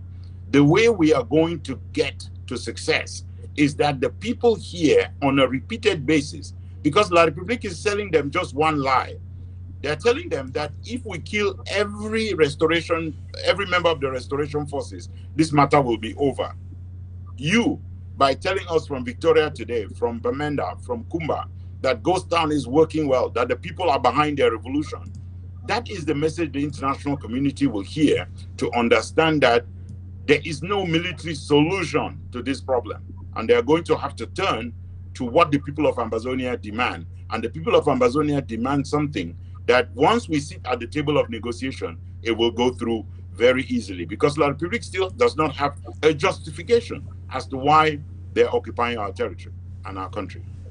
Okay, thank you. Let's take another caller coming in. Hello. Yeah, good evening, Secretary Chris. This is Cyprian calling from Germany. Okay, thanks for the call, sir. What is your question or comment? Yes, my contribution here is I want to thank the panelists, Abdul Karim and senior comrade and statesman, Comrade Buea. I want to tell them that we are very happy because when they come like this on air, they enlighten us. It is very refreshing, and it motivates us again to believe we are on the right track, because with all the pollution on air, it was difficult for some of us to really be on track. But when they show up like this, because they are people of integrity, people who respect and who believe, when they show up like this and they explain things to us, we understand we are on the right track. We get to know people were telling us lies here and then just to confuse us. So now my one question I have for Comrade Buea here is, we saw him demonstrating with a young man in front maybe of a TV station or a major station, with a young man who has been insulting and humiliating our Ambazonian women. So I want to ask him, is he regretting that he ever stood side by side with this young man, his name is Eritato, with this young man to carry on any demonstration, because we know Buea is a man of integrity. So is he regretting for ever stood up side by side with this young man for any demonstration regarding his attitude towards our women right now? And then my second and last question is that, please, how often can they come like this to enlighten us, to keep us on track? Because we get fake news all over, but people like them that we trust, when they come like this, we are confident. How often can they come to enlighten us and to refresh us? Thank you very much. Thank you. Thank you. For the last question, I will answer that as often as we can make it possible here at ABC, and you can trust that we will do it again and again and again. But to the first question, I guess Ntumfoin knows who the caller is referring to. Yeah. No, thank you very much. I mentioned a moment ago that it's not only La République du Cameroun that is going to face war crimes. Our people who are committing war crimes are going to face war crime charges. They're going to end up at the ICC themselves. Because when a tribunal will start off the process of investigating, they will not discriminate between crimes committed by La République du Cameroun and by our people. There are people in this revolution whom we have pointed out from the very beginning are not with us. And it is not from out of just speculation. It is from out of what they have said and what they have done. Eric Tato has said previously that he was responsible for the chiefs that were abducted in the southern zone, one of whom died, if you remember. If he's responsible for kidnapping, he's not different from Boko Haram. He has owned up for responsibility for attacking and maiming people. He calls it garrying people. It was established as a war crime in Sierra Leone. He has indicated in the case of lockdowns that he wants people to be fired and at gunpoint indiscriminately, and that they should be killed. That is a call for war crimes to be committed on the civilian population. He was out there jumping and telling the world press that our people were those who kidnapped the students of PSS Nkwen, when we know that Amel, a soldier of La République du Cameroun, was the one in charge of that operation. These people, I am very sad to say, do not belong in this revolution. And there has to be a time when we have to find an instrument that tells the entire international community not to link any activity of these people to what our people want, because they are giving all of us a bad name. Thank you. Thank you. Do you have anything to add there? Because I think this is a phenomenon going on in the struggle right now.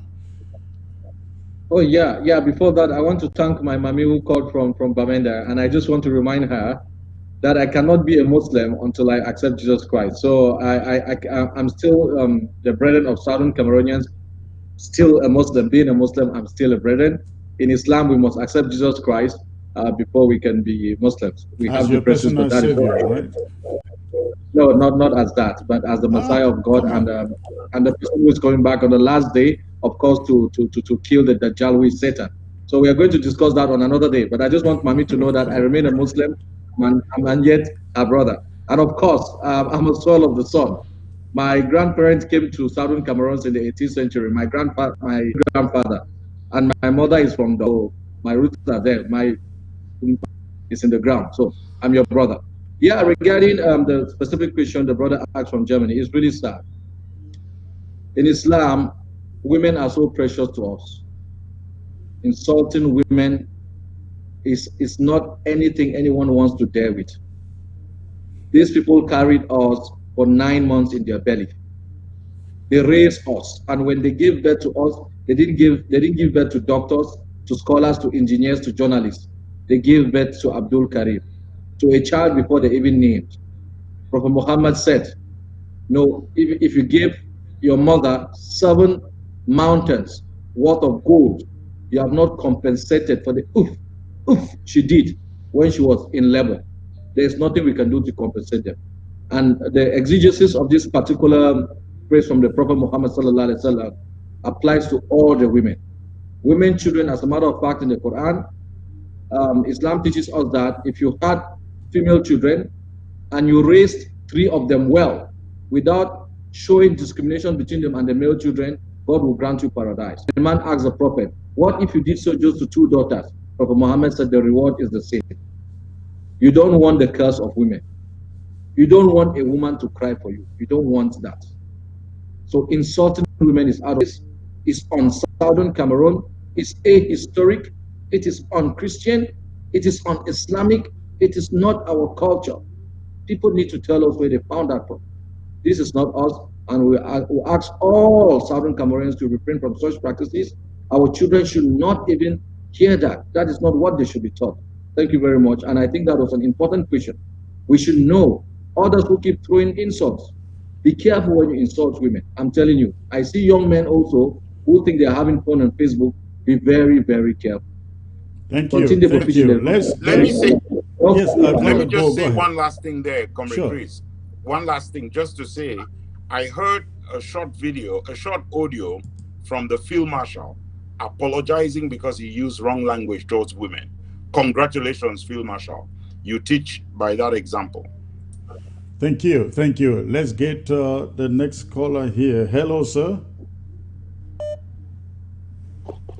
Yes, sir.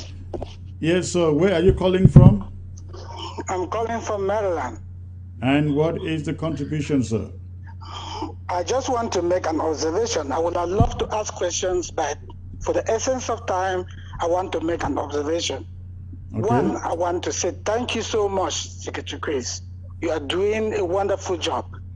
And no one should derail you from what you are doing. And to Bo Herbert and our brother Abdul Karim, you have listened to your people talk to you, to tell you how much they rely on you, to count on you. What they have said to you is more than any money anybody can give you. Should you betray them? I have followed all of you. I had a question I wanted to ask Bohebet, but someone asked that question earlier, and he answered the question so well. It is not necessary, it is not possible that all of us will arrive Buea from the same direction, but we can arrive Buea from different directions with the same goal. This is different from people who are distracting us, and I see Bohebet doing a wonderful job. Please keep doing the wonderful job. Our people have died. If we should betray the blood of our people today for any single franc, I don't know. I don't know what we will be thinking about. There is no price for their money. The price for their money is the intelligence. The price for their death is the intelligence that you have today to defend them. The price for their death is the reliance that the people are telling you that we rely on you. We cannot do what you are doing, but we rely on you to do what we can to take us to Buea. Thank you so much. You guys are doing a wonderful job. Thank you. Thank you for the call. Thank you, for the call. Intum Foin and Abdul, we will take 1 minute commercial out before we come back and take one last question before we end the program. Thank you. Stay put, please. You need a financial instrument that provides a hedge against inflation, 100% guarantees that you will not lose your money, has tax-free growth and distribution, the ability to take an interest-free loan, avoids probate, provides creditor protection, guarantees your family that your income will be replaced should you die, helps you protect yourself financially against chronic, critical, and terminal illness, and of course allows you to take money anytime for any reason at any age without a tax penalty. You need only as little as $50 to invest per month. Contact Irene Fombo. Tell 513-5014-177 or send an email to irenenpmsn@gmail.com. Hey now, take a step outside and seize the day now. Set aside your worries, it's okay now. The sun is here to stay.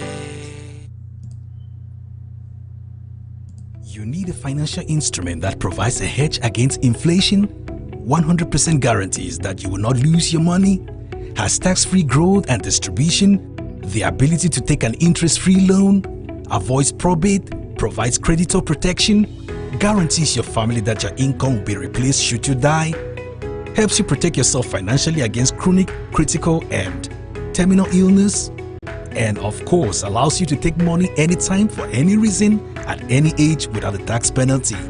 You need only as little as $50 to invest per month. Contact Irene Fombo. Tell 513-5014-177 or send an email to irenenpmsn@gmail.com.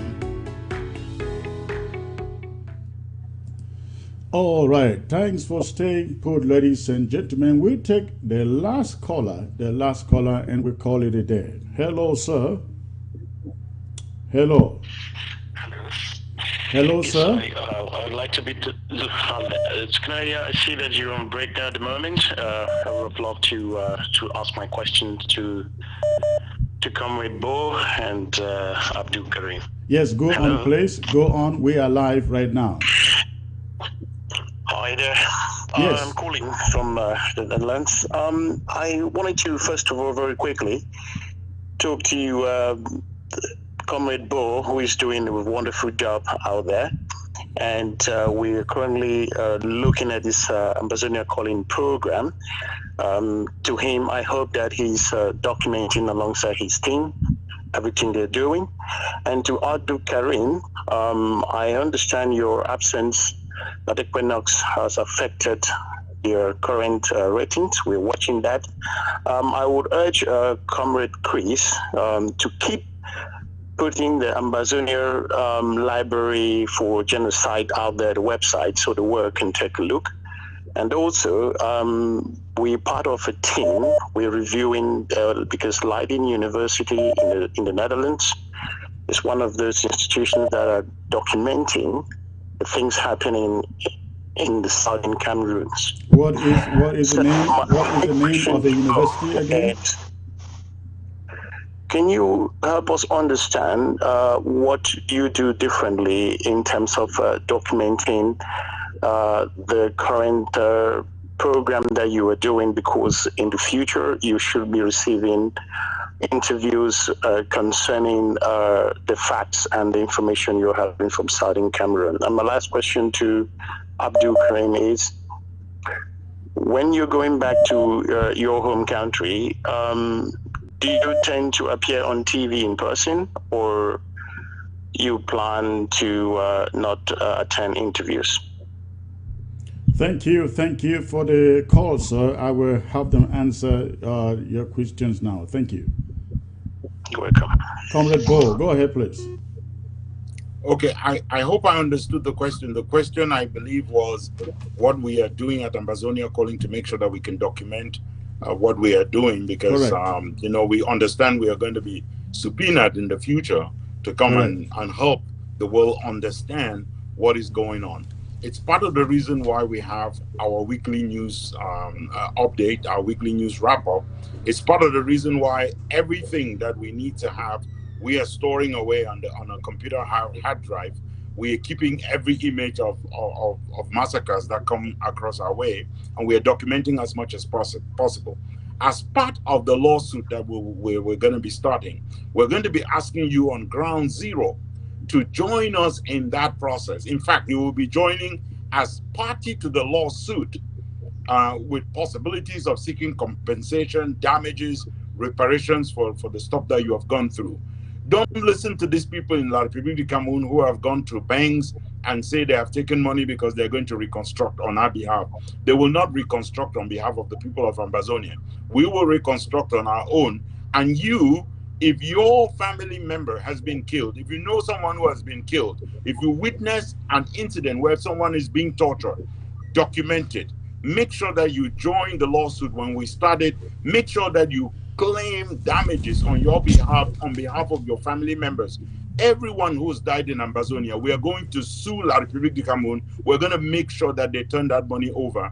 And I will dedicate any amount of time to make sure that the documents that I have, the ones that we have used on Ambazonia Calling, the ones that I've written up as stories, the ones that we've written up as reports going to Congress, that all of those are available so that the lawyers can exploit them to the maximum extent, and so that we can hang that rope around the neck of La République du Cameroun and, finish with them. Abdul, please. Oh yeah, just to add on what Senior Comrade just mentioned, and this is why we are now we have now we are finalizing on a lean structure for art, which of course will have a department. We intend to call it the offline online information department. This will do with communication. I trust advice of people like Comrade Buea. We are going to extend such communication to ground zero and other parts of the world, to all Southern Cameroonians. We're going to gather all the data. We've already built specific and particular data bank, so that going forward to this, moving forward to this lawsuit. So we are going to be doing that. I think it's important. And me going back, by the way, I'll start with the first thing I'm sure to say. My rating has dropped. So I never ever went to for any reason, because my people are being killed, and I'm called for interviews. The world needs to know the truth. I need to analyze to the best of my ability. And yes, of course, when God takes me back home, I'm going to be attending all interviews regarding Southern Cameroon. And of course, most importantly, debating the points we have to debate. And just so you know, 4 nights ago, I was on Equinox, and 2 nights ago, I was on Africa. Yes, so we are not going to stop telling the world the truth, defending our points, and of course, analyzing the facts as they happen. So, and thank you for following up on us. All right, gentlemen, I think we have come to the end of this for now. For now, we will come back to it again as time goes on. We shall have many other things to talk about, the progress of the Swiss stocks, and of course also the progress on the litigation going on at the ICC. But I would like to give you just 50 seconds each to say one more thing, if to encourage Ambazonians who are sitting in their sitting rooms watching you on their television sets. What would you tell them about the future of this revolution? In 50 seconds, I will say, to summarize the theme of our conversation tonight, Ambassador Herman Cohen, please shut up. All of you who are calling for a U.S. mediation or dreaming of one, there's none. Please join the Swiss-led process. That's the only process that's there. I know that many of you are very, very intelligent. We need your intelligence at that table. We need your expertise at that table. Don't sit out and say you're waiting for something that will never come. So join us there. For the people of Ambazonia, back in Ambazonia, just know this. You have fought this revolution. It's not those of us abroad. It is those of you at home who have refused to grant consent to be governed by the monsters in Yaoundé. It is those of you who are observing Ghost Town. It is those of you who stubbornly watch this program knowing that you could be arrested. It is those of you who go out there with gun in hand to defend your people knowing that you're going to put your life on the line. It is those of you who have ended up in refugee camps, who are internally displaced, those of you in the dungeons of La République du Cameroun, where today they are trying to kill you with COVID-19. God protect you. God bless you. You will survive. Ambazonia will thrive. We will be independent. We will see our motherland, and no one will stop us. So keep your courage, keep your spirit, and let's drive on. Thank you, sir. Comrade Abdul, please. Last word, 50 seconds. All right, thank you so much. So let me begin by thanking Comrade Bo here. Thank you for the lessons. We've learned a lot. Thank you for your commitment. I mean, at your age, I wonder why you're fighting. Because even if Ambazonia was given you today, I wonder how long you have to live it. The only reason, the only logic is that you're doing it for us and our children. Secretary Chris, thank you so much for all the effort you invest. Only God can bless you. I can imagine what consumes you in terms of energy that you put in to gather all of this information and be here almost every day. May God bless you. Ambassador Cohen, perhaps let's not blame him. When people eat so much, they dream. He can come up tomorrow and say it was a dream. Because the only thing that can explain such a statement that our people follow, that a man defends a federalist position or even a unionist position and say that the US should lead it, and we are clapping against a process that La Republic is running away from, then we should be really, really enjoying from the logic of a madman. The madman here is Ambassador Cohen. This is the first time I will use such a language, because this is outright madness. And just so you know, other diplomats have used it. They have told us perhaps he's illusionally mad. I don't know what that means in English. Now, the only process that there is, dear Southern Cameroonians, and this doesn't mean we support Switzerland. We support that process. That is what we are supporting. The only process that there is, and I'm making this argument from a point of evidence. I have multiple attestations from all major stakeholders that the only one there is for now is the Swiss process. This is why we have to be at it. We have to be on it, all of us. And then for the people on the ground, of course, inshallah, I'll be coming back. I'll be coming back. You must have heard a lot of things happening here. No, those things are bound to happen, but of course, you know my resolve, and I know your own resolve. Permit me provide an audible here, Secretary Chris. Dear Southern Cameroonians, most of you online now, watching ABC, you have little businesses. I'm calling on the management of ABC, even if it means at the rate of 20,000, 30,000 francs. Please send your little businesses to ABC. We need ABC to run adverts. We need it to be a TV. I want to watch your products. I want to watch your services. I want to watch your efforts on here, on ABC. All the little money you give for people to run errands for you in terms of publicizing your businesses, do it on ABC. Today, you can even run your small productions with your phone, no matter how it is. Let's support the one TV, in my opinion, that stands very objective. You hear people calling from the Netherlands.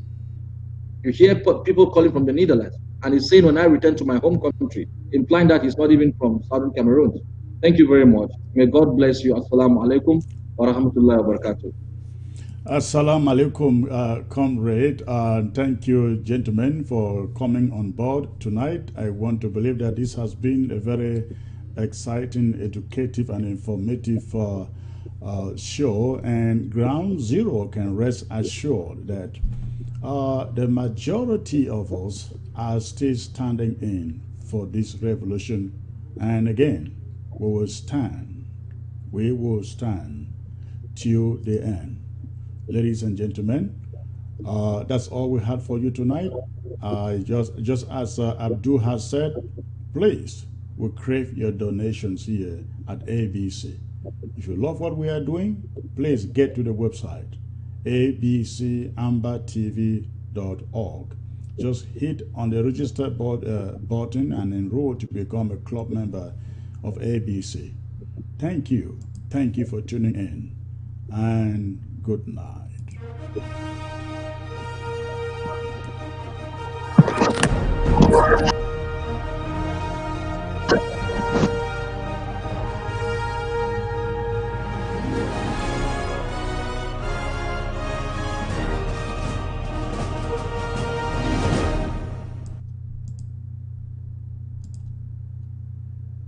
You need a financial instrument that provides a hedge against inflation, 100% guarantees that you will not lose your money, has tax-free growth and distribution, the ability to take an interest-free loan, avoids probate, provides creditor protection, guarantees your family that your income will be replaced should you die, helps you protect yourself financially against chronic, critical, and terminal illness, and of course allows you to take money anytime for any reason at any age without a tax penalty.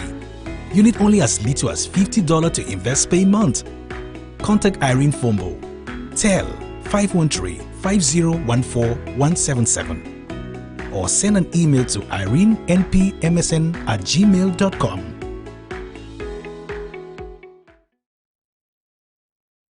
Are you tired of going from dealership to dealership looking for that used car that perfectly fits both your lifestyle and your budget? Are you bored with the same old tactics, the same old styles, and the same old disappointments when you don't find exactly what you want? Are you frustrated because of bad credit or tired of being rejected of in-house financing? Are you tired of going from garage to garage for a car? How about that filthy old car that you used to drive? Are you done? Welcome to the new experience. Barrico Auto Sales has sold and financed cars to over 50,000 people across the country. Our exclusive in-house financing model allows us to provide flexible options for all. Enjoy low rates, free pickup, and award-winning customer service. Reserve today. Barrico Auto helps make car renting easy and seamless for all of our customers. Our financing options allow you to shop our vehicle inventory for the exact used car, truck, or van that best fits your needs. Car selection and customer satisfaction are of great importance to us. We provide the best mechanical repairs, and our services take just minutes. Detail your car with us and get out of that filthy old smell and into something sweet. We will even do your oil change at the lowest rate. And please do not forget that with Barrico Auto Sale, you own and drive your car before you even have to pay us. So come on down and visit us and drive away with your new car. Mbariku Autos. Own and drive before you pay. 240-486-4664. You need a financial instrument that provides a hedge against inflation, 100% guarantees that you will not lose your money, has tax-free growth and distribution, the ability to take an interest-free loan, avoids probate, provides creditor protection, guarantees your family that your income will be replaced should you die, helps you protect yourself financially against chronic, critical, and terminal illness, and of course allows you to take money anytime for any reason at any age without a tax penalty. You need only as little as $50 to invest per month. Contact Irene Fombo. Tel 513-5014-177 or send an email to irenenpmsn@gmail.com.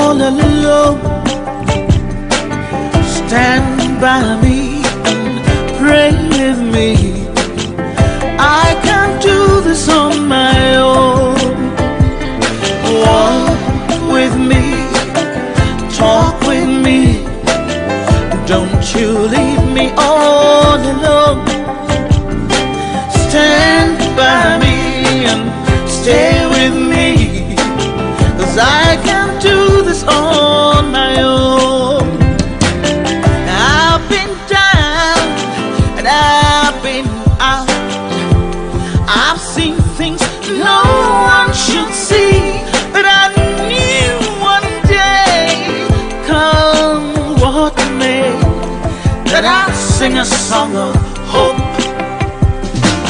Said I've been down and I've been out, and I've seen things no one should see.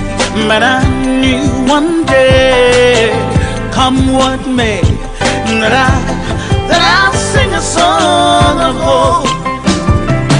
Walk with me, talk with me, Don't you leave me all alone.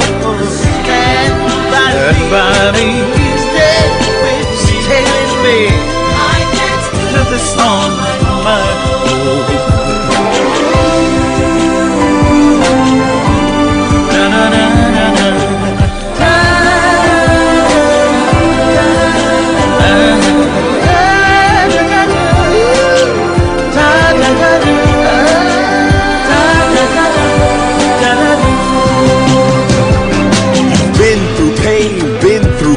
Your times of joy have been too brief. The threat of death posed by weapons made you leave your own possessions. But do not sink, you need to float. In times of need, I'll be your boat. Let's stand together, you and me. Address the needs of refugees.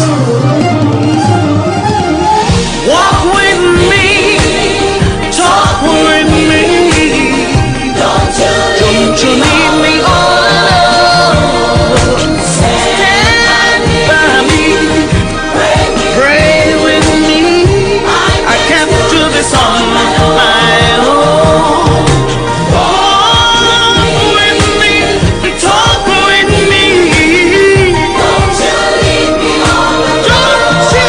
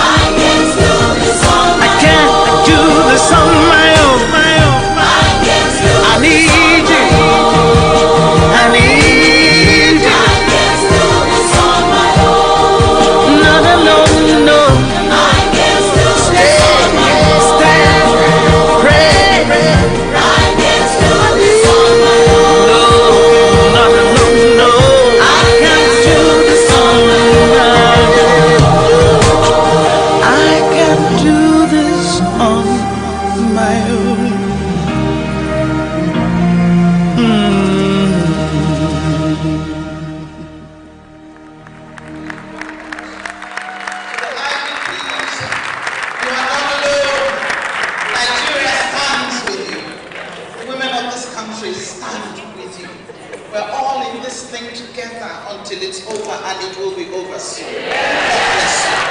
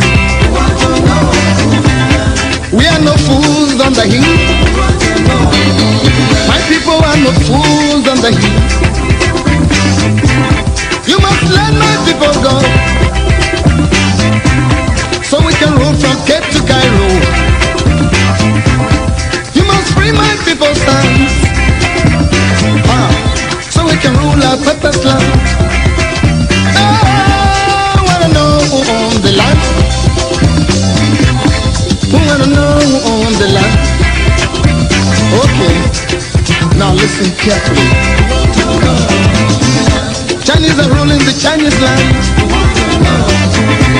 Japan is ruled by Japanese. England is governed by Englishmen. America is governed by Americans. So Africa must be ruled by Africans. I wanna know who owns the land. We must rule from Cape to Cairo. We must rule our purpose land. I say, we want to know who owns the land. I want to know who owns the land. Aslan, hey, Papa Aslan, Papa Aslan, Papa Aslan. It must be free. Angola want to know who owns the land. Mozambique want to know who owns the land. Namibia want to know who owns the land. I say, Soweto want to know who owns the land. Zimbabwe want to know who owns the land. African freedom fighters want to know who owns the land. Purposely, now listen to the history. We've been here since creation. We've been here since creation. What else do I know? Since the time of sun and sun. Since the time of moon and stars. Since the time of air and sea. Since the time of men and things. We must run from Cape to Cairo.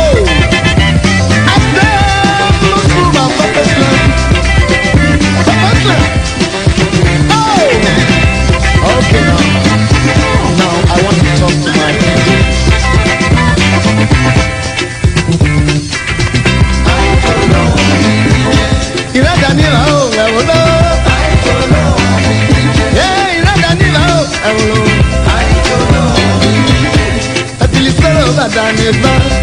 Now we are the crossroads. On the femo, don't be lost. Feel better than it. On the femo, don't be lost. Oh, fell in my yard, Baba. Yeah, oh, fell in my just in your car. Oh, fell in my design, I don't